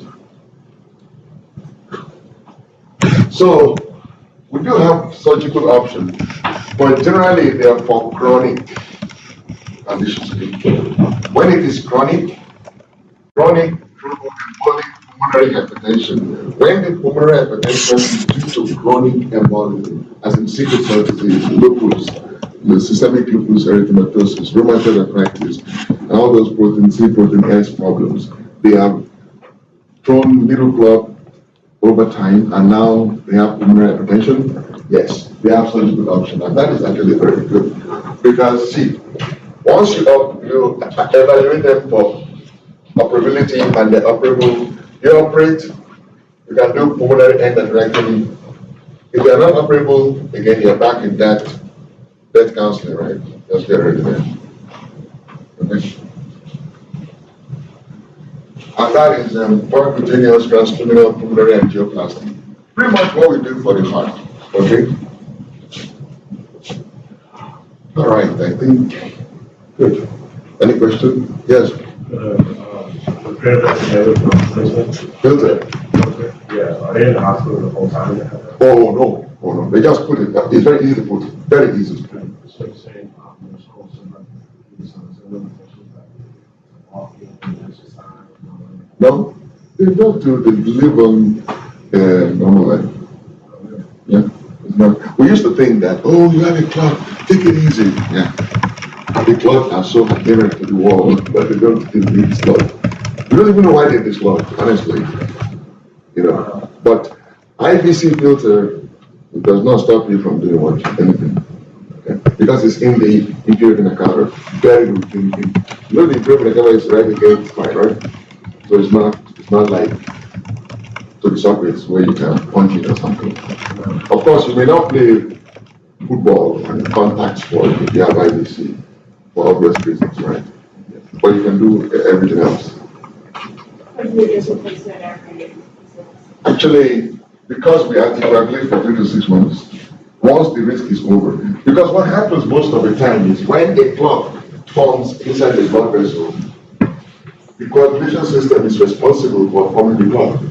But remember, in hematology, both the coagulation and the fibrinolytic system work in balance. So as soon as the clot is formed, the fibrinolytic system begins to work, trying to recanalize. They are not able to recanalize for up to 3 to 6 months. That is why we keep the anticoagulant. So the assumption is that for 3 to 6 months, we do anticoagulation. After 6 months, the vessel should have reopened. You can take the filter out because the patient does not need IPC filter anymore. It is when the patient flip the clot twice, even when you're on anticoagulant, that we now think about leaving the filter there permanently. I have never seen a patient that has it permanently. I don't even let my patient consider it if it's not the permanent. You know what? Take your risk. It may or may not happen. Right? I just have issues with foreign body inside the human body. I don't know. I just have issues with it. I don't know. It's a very personal thing. Okay, you're good? So I've talked about pulmonary hypertension. We've talked about pulmonary embolism. And I told you that the commonest cause is deep vein thrombosis, right? Now I'm going to talk about deep vein thrombosis. Okay. So, deep vein thrombosis, the fancy name for it is really phlebo thrombosis. Phlebo is vein, thrombosis is blood. So, phlebo thrombosis, the inflammation of vein is called phlebitis. So, phlebo thrombosis just means blood clot within the vein. So, venous clot formation. And of course, once it embolizes, it's an embolus, right? And I already told you that it is formed generally in the calf, but it does not embolize until it's above the knee. It is not limited to the calf. You can form an embolus in any venous bed. Hepatic portal vein thrombosis does exist. Superior mesenteric vein thrombosis do exist. Inferior mesenteric splenic vein, I mean, come on, we have all this. Venous beds in the abdomen. The abdomen is a jungle. It has all kind of organs. They're all floating. Of course, we've done anatomy, right? Yeah. When you open that abdomen, you see that mental sac, and you lift it up. You see everything is all in the same place. And that's why in clinical examination, we divide abdomen into 4 regions, 7 areas, right? Because to narrow down what might be causing pain, right? Okay. So this is another example of that abdomen jungle, abdominal jungle that we talked about, right? So it could be anywhere else. And the clinical manifestation, when it is this, you have to have a very high index of suspicion for you to make that diagnosis. All right, so let's go. What do you need to form a clot? Give me 3 things. Right? Did we talk about this? Yes. Okay. So you need something with your blood, something with your flow, something with the blood vessel. Those 3 things must be present. They are risk factors. Remember when we talked about Wells criteria, we said is PE likely or as likely or more likely than any other condition, any other alternative diagnosis. That decision is made based on the presence or absence of vector strike. Okay? And since you talked about it, I'm not going to go too much into this. How do you diagnose phlebotomatosis? Patient has pain, redness, and swelling, and a positive Hammond sign. Okay, it doesn't flex and it hurts because you stretch your feet. It's not very common, but it's relatively specific. Okay. When the thrombus is in the abdomen, your patient presents with abdominal pain. This abdominal pain tends to be very bad right after food. So it's a postprandial abdominal pain. What is unique about it is that the patient comes in crying with pain, and you examine them and you find nothing. Not even tenderness. The risk you take is to call the patient malingering when they could in fact have a mesenteric thrombus. Okay, so be very careful. Oh, sorry, can you repeat that? When the clot is in the mesenteric bed, the patient presents with severe abdominal pain, usually after eating. So it's a postprandial abdominal pain. It's a severe pain. What is bad about it is that they will come to you and the abdominal examination will be normal. There will be no tenderness, there will be no organomegaly, it will be a normal exam. And generally speaking, as providers, when patients come with severe symptoms and we cannot validate with a sign, immediately you start thinking this patient is malingering, he's lying, or he's hypochondriac. You start making all these psychiatric differentials in your head, and you begin to underplay the patient's symptomatology. You know, I say be careful, because you don't want to miss a mesenteric thrombus.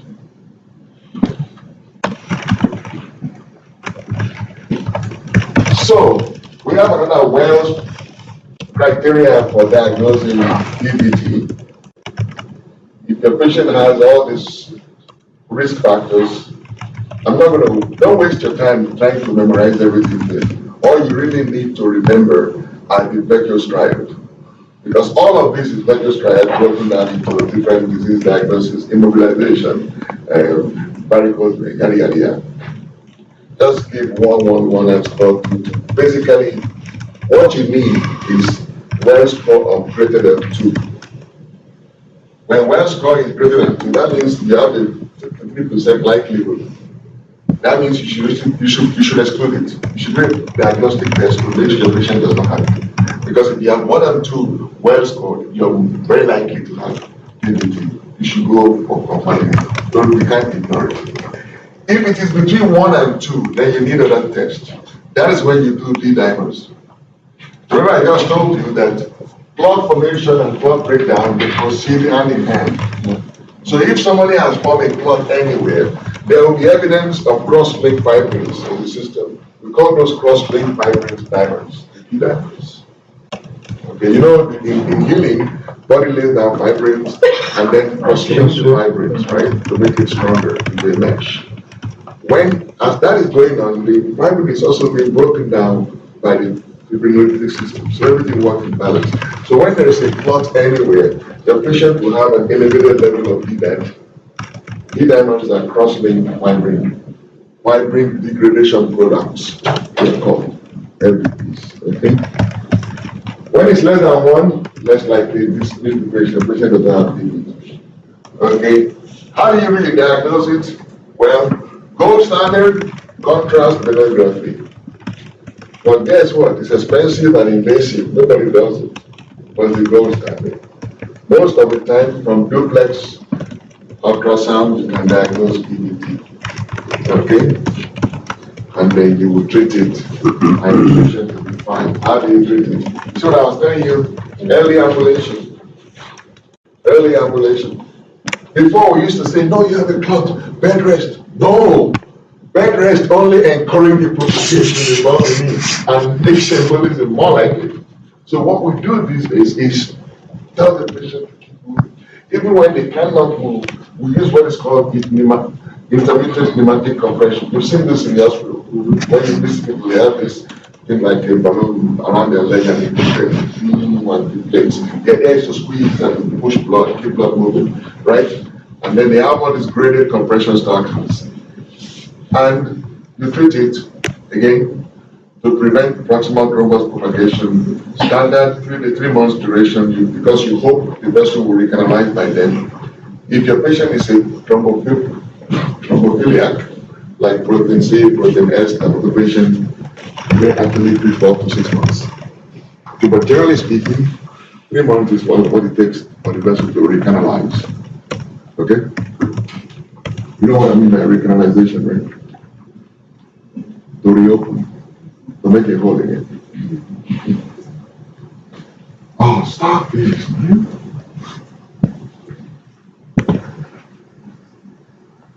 Okay, so I talked about this already. You always have to initiate anticoagulation with heparin. You can use low molecular weight, you can do on the Barinox. The only time we use unfractionated heparin these days is in people with chronic disease, chronic kidney disease. Okay?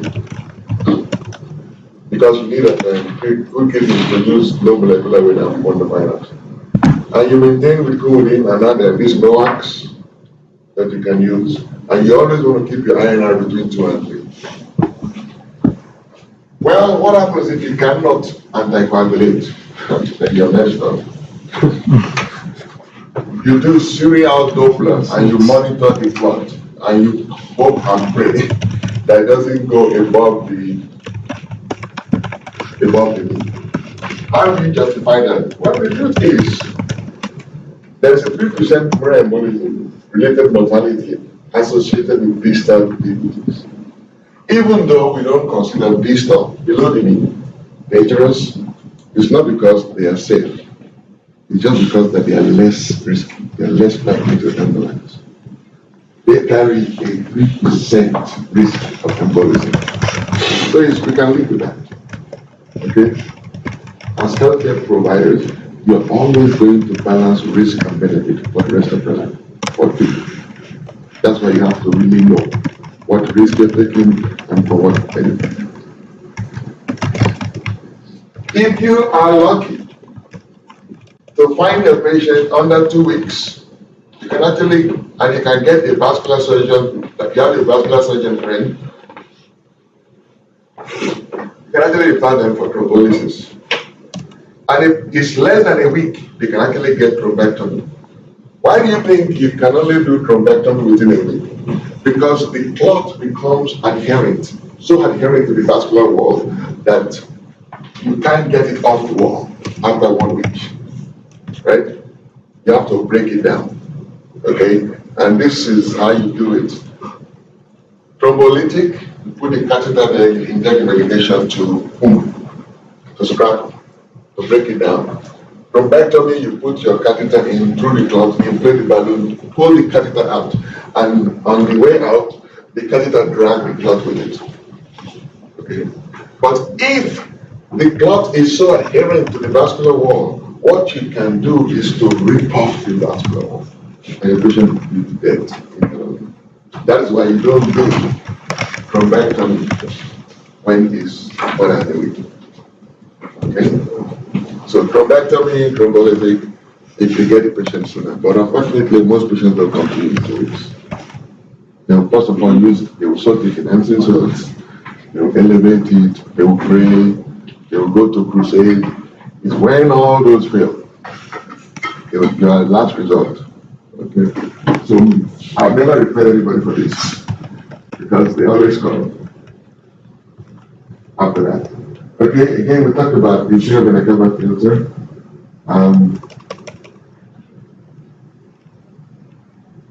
Now, we don't want patients to form clot. And since we know what the risk factors are, we try to prevent clot formation. Okay, so it is always good to do thromboprophylaxis.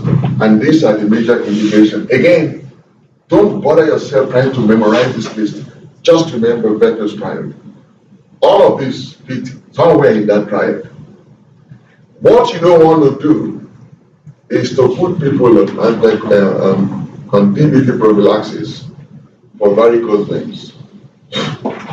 Most biocontents are below the knee. Why would you give somebody or an anticoagulant or biocontant? Shouldn't, right?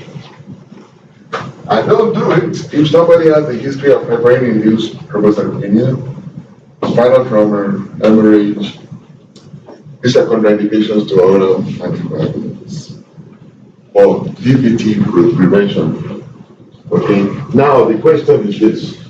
You see, this is where I get really frustrated with medicine in this country. It's too regulated because the health professionals are not together. This is two recommendations. Okay, this is American College of Physicians. I will not do that. This is American College of Physicians. These are surgeons. They call themselves physicians. So they don't do, they have identity cards. So, the recommendations are not the same.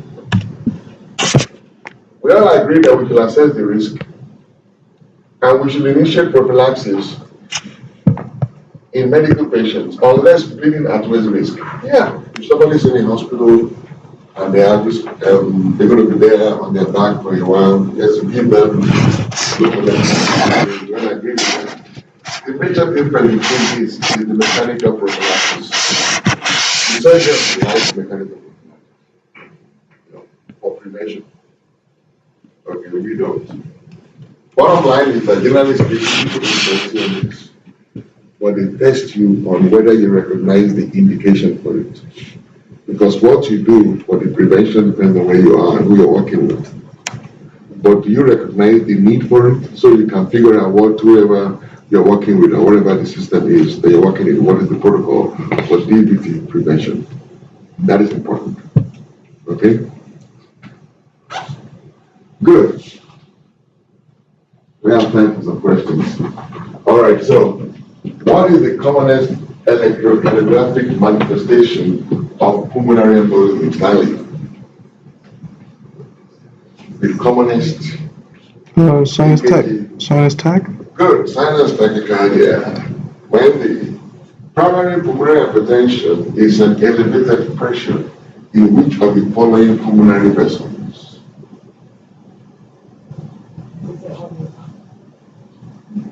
Are you asking me? I was thinking pulmonary artery, but It's all of it. Yeah. Because remember, the diagnosis is based on the measurement of the pulmonary artery pressure, right? But the question is, the pressure is elevated.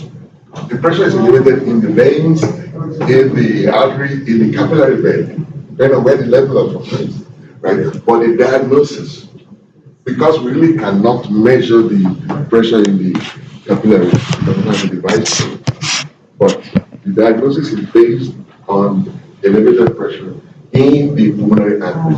But the question is elevated in all which of the following pressure? See, that's a tricky. It's tricky.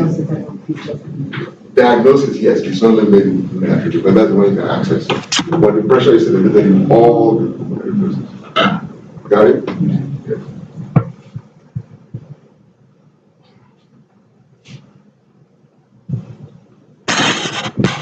All right.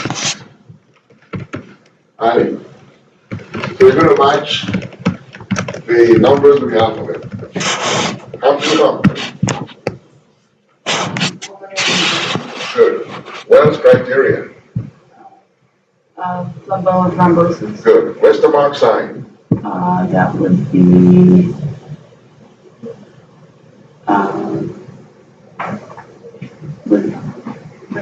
I thought pulmonary embolism was, oh no, pulmonary embolism is not very challenging. Westermark sign. Is it E? Yeah, pulmonary leukemia. Better striated. No, that's B. You want to restart? Yeah, sure. Okay. Hampton Hump. Hampton Hump is C. C, right? Mm-hmm. Wells criteria. Birchhouse. Wells is, Is it D? Small arterial bleed.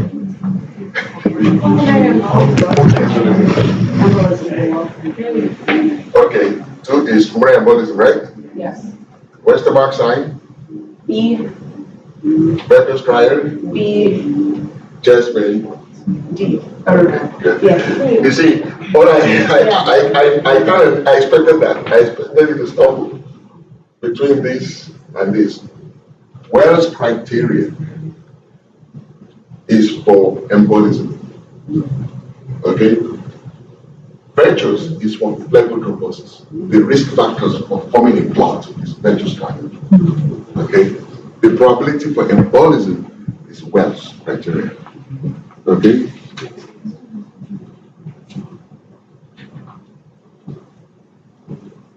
Even which of the following is a common EKG manifestation for pulmonary embolism? Come on. And that's right ventricular hypertrophy. It cannot be right anticipation. It could be right anticipation too, so all of it. Good, it's all of the above. Right. The truth is that, yes, I didn't talk too much about right bottom, right block, but if you have right axis and you have right, I talk about right axis, I talk about right ventricle, then you have two correct answers, then this must be. If that said, which of the following is the most commonest, Yeah. and I just choose But right. you just went ventricle. 2 steps ahead of me. Oh. So, For the first one. The most common. the commonest is sinus tachycardia. All these other ones are common. The most specific is S1Q33.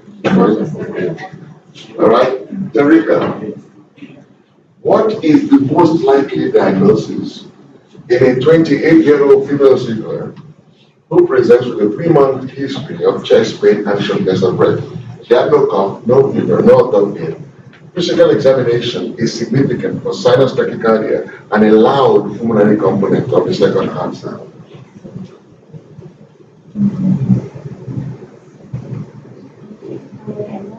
Good. Chronic pulmonary embolism. Everybody agree, right? Good. Why is it not hemolytic sickle cell crisis? Because it would be a history of it. There would be a history of it, and also there would really be, I would have given you evidence of anemia. Because in sickle cell disease, hemolytic crisis, they are anemic, they are breaking down the cells. Is that man sleeping? Oh, I'm awake. Are you in trance? No, no. Right, so, My head's just sideways. so, it can't be that. It cannot be ischemic heart disease, she's only 28. Right? Right? You get ischemic heart disease in 28-year-old. Not usually, but you could. Never say never. I hear you.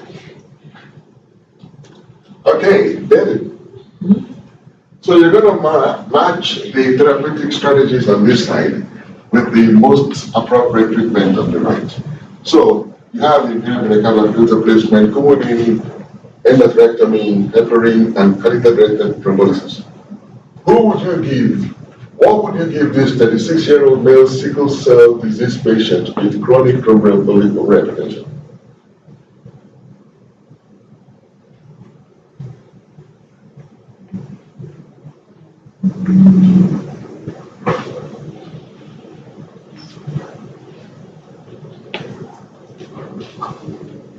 Okay, that's good.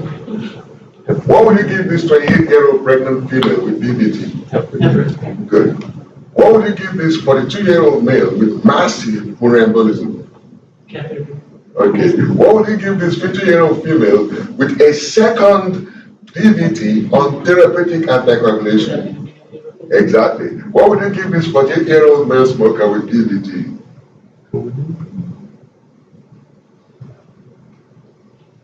48-year-old male smoker, DVT. Yeah, it's good. And then what would you give this woman? Endothectomy. Chronic thromboembolism. It's in the slide, chronic pulmonary hypertension. See that? Okay. You agree with that?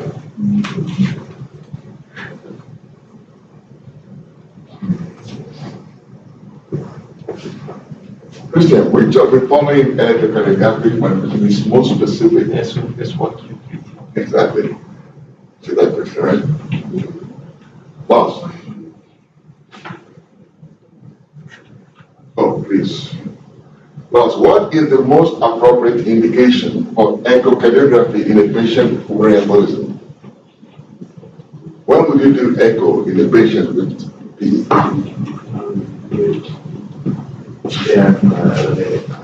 Elevated cardiac enzyme. All right. So Stephanie, this is for you. Yes. Okay. Okay. 76-year-old male. Just calm down. Pay attention. There's a lot of clues on there. 76-year-old male smoker admitted 6 days ago for COPD exacerbation. He develops a sudden worsening of his shortness of breath. No fever, no cough.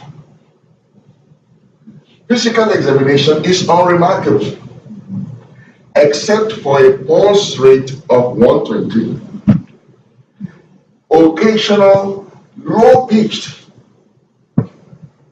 expiratory bronchi.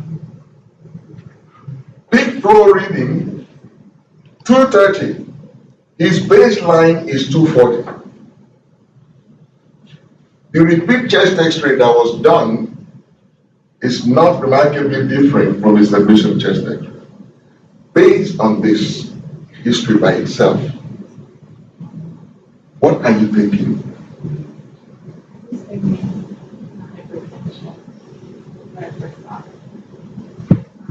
High blood pressure and the systemic hypertension.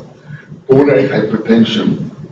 Yeah, but it's not. But why did you think, okay, let me guide you the way I want to think.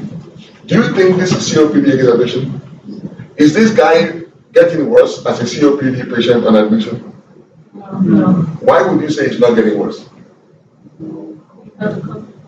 Good. No more cough. The wrong guy is low pitched.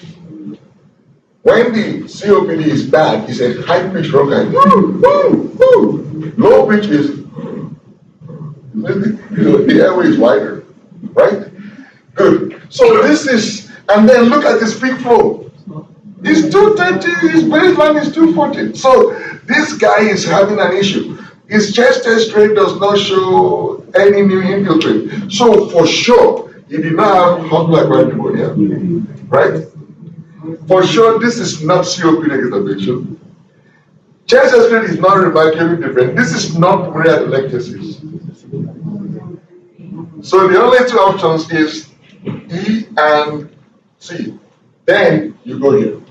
See, from just the history, from careful assessment of the information you have in the history, you're able to knock off 3 of these already.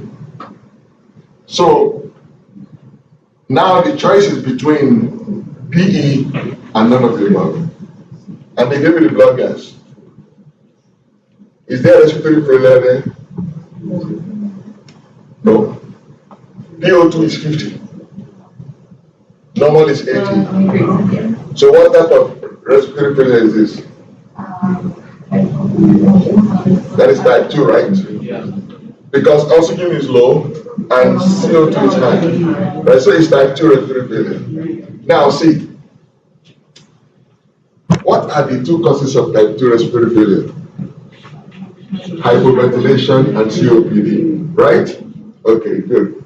So if you didn't analyze this history well, if you did not analyze this history well, and you focus on numbers, you will call this patient COPD exacerbation. If you do the AA gradient, 150 minus 50 divided by 0.862, it's about AA gradient here is about 40. It's expected to be 42, right? So AA gradient is wide, right? So that is more likely this patient has pulmonary embolism. Then the question is, but wait a minute, pulmonary embolism is supposed to be a cause of type 1 respiratory failure, right? But really the patient is COPD. So your blood gas picture has been tinted by your patient's baseline status.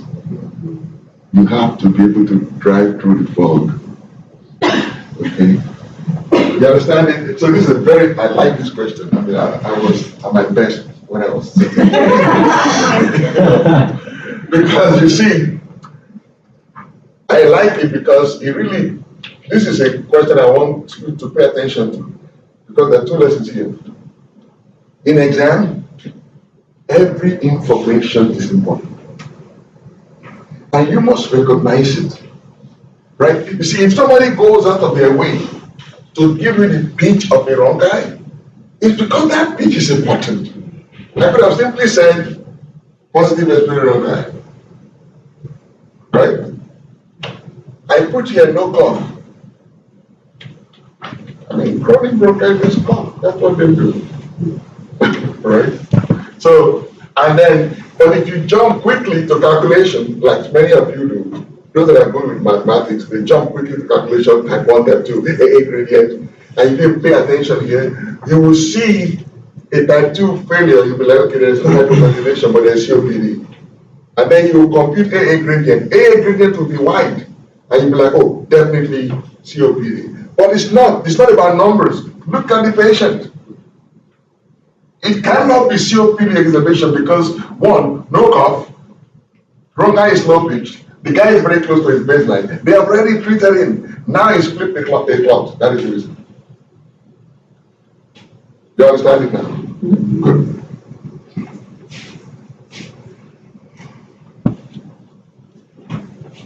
Then, which of the following is the commonest source of pulmonary embolism? Commonest.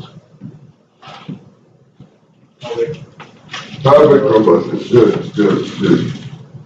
Maureen, a positive vasoreactivity testing in a patient with primary pulmonary hypertension is an indication for which of the following medications? Which one? Which of these would you give a patient with pulmonary hypertension based on a positive vasoreactivity testing? Verapamil, right? Okay. Here, which of the following is a major indication for thromboprophylaxis? Major indication, thromboprophylaxis. Prolonged immobilization, thank you.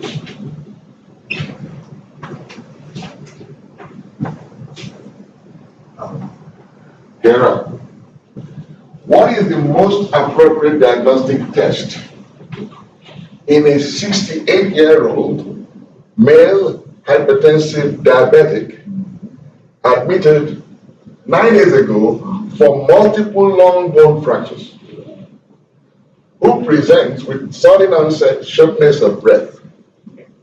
Physical examination significant for sinus tachycardia and a large pulmonary component of the second heart sound. How would you proceed? Yes. Which one would you do?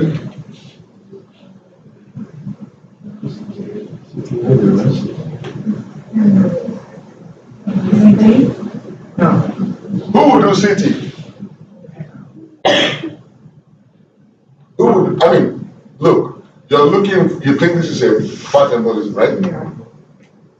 Only 2 tests for diagnosis. Remember, the question is diagnostic test. I'm not telling you to evaluate. I'm telling you to diagnose what is going on here. So the option is between big U or CT. Which one would you do? Last. You do CT. Who else would do CT? Okay, listen. You don't do CT when there is chronic kidney disease. Do you think this person has chronic kidney disease? He's 60 years old, 68-year-old. He has hypertension, he has diabetes. Even if I didn't put CKD there, you should know that this person has CKD. You don't want to take a chance. Unless I give you PUA creatinine and it's normal, I've given you all you need to know for CKD, risk factors for CKD, they are ready. Okay, so this person should get a BP scan. Got it? Yeah. Only because of the kidney. Yeah, because you expect this person to have kidney disease. Okay. If you didn't have a history, the whole therapy. Exactly. If I was giving you 48-year-old male basketball player, and everything else the same, I didn't give you hypertension, I didn't give you diabetes. I can make it more specific and tell you hypertension times 20 years, diabetic times 10 years. To give you, because you need at least 10 years of diabetes or hypertension to have CKD. Right? So that would be a more fair question. Right? But this is the way you think when you're taking clinical exams. It's not every time that it will be direct. Other times it will be clues thrown at you. You have to recognize and respond to them. Okay. Can you see the CKG very well? All right. So the question is, which of these two EKGs is suggestive of pulmonary embolism? So let's start with the A. What is there? Let's start with, we don't have a rhythm street in A, so, but we can start with axis. So the axis is right, right? How about the rate? Is normal? Turn off the light. Turn off the light. All right, let's try this one. So, the axis is right, right? Rate on the top one is a little fast, right? Are you with me? Yeah. Now, the orientation, what do you guys think about the orientation?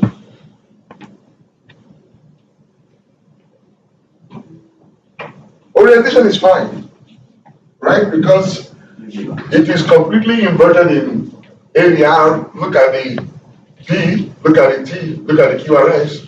The only thing unusual about it is that AVR is way more positive than we expect it to be, right? And can anybody tell me why that is the case? Look in V1, or forget about this limb leads. What is obvious in the chest leads? The one with the two little Bright blood to bright blood, right? Right? Can everybody see this RSR? And you're not getting it confused with these markers, right? You know, this is a marker that separates AVR from B1. This one separates B1 from B4. So you could see this RSR, right? So there is right bundle, bright blood, and that EKG, right? Good. Is that a sign of pulmonary embolism? Yes. What is on here? It's the right axis, so the answer is M. Right? Good. This is the nature of the exam. Okay, it's a very simple, straightforward, it's not complicated. Just keep your mind open, look at the information, pay attention. When details are given, pay attention to them, because most of the time, you will use them to exclude one of the options or to get at the right answer. Any questions? So B was just a light oxygenation, or was there something else? There's no R progression. In B, there is right axis deviation, but the reason there is right axis deviation is because there is right ventricular hypertrophy with strain. Right? Can you see that? Yeah. Yeah. Because there is the R wave did not really progress. It actually just stays positive throughout. Right? So it's A and B. So it's tall. Remember, at the beginning I told you that you expect R wave to progress. That's what you expect. When R wave regresses, that is dextrocardia. But when R wave has this crazy pattern, specifically is tall in B1 or B2, that is right ventricular hypertrophy. And in that case, you will expect AVR to be more positive than it should be. Okay. That is what you're seeing in B, right? Look at AVR. It's supposed to be all inverted, but because of right medical hypertrophy, it's taller than it should be. And all you need to do, just take a look at V1. Whenever AVR looks weird like this, take a look at V1. If V1 is very positive, that is right medical hypertrophy. Okay, don't worry, EKG will become nothing after summer. I'm just using this pulmonary embolism lecture to remind you of some of the things you need to be aware of on EKG. So the answer here would be B and B. So the answer is A and B. Right. Are we good?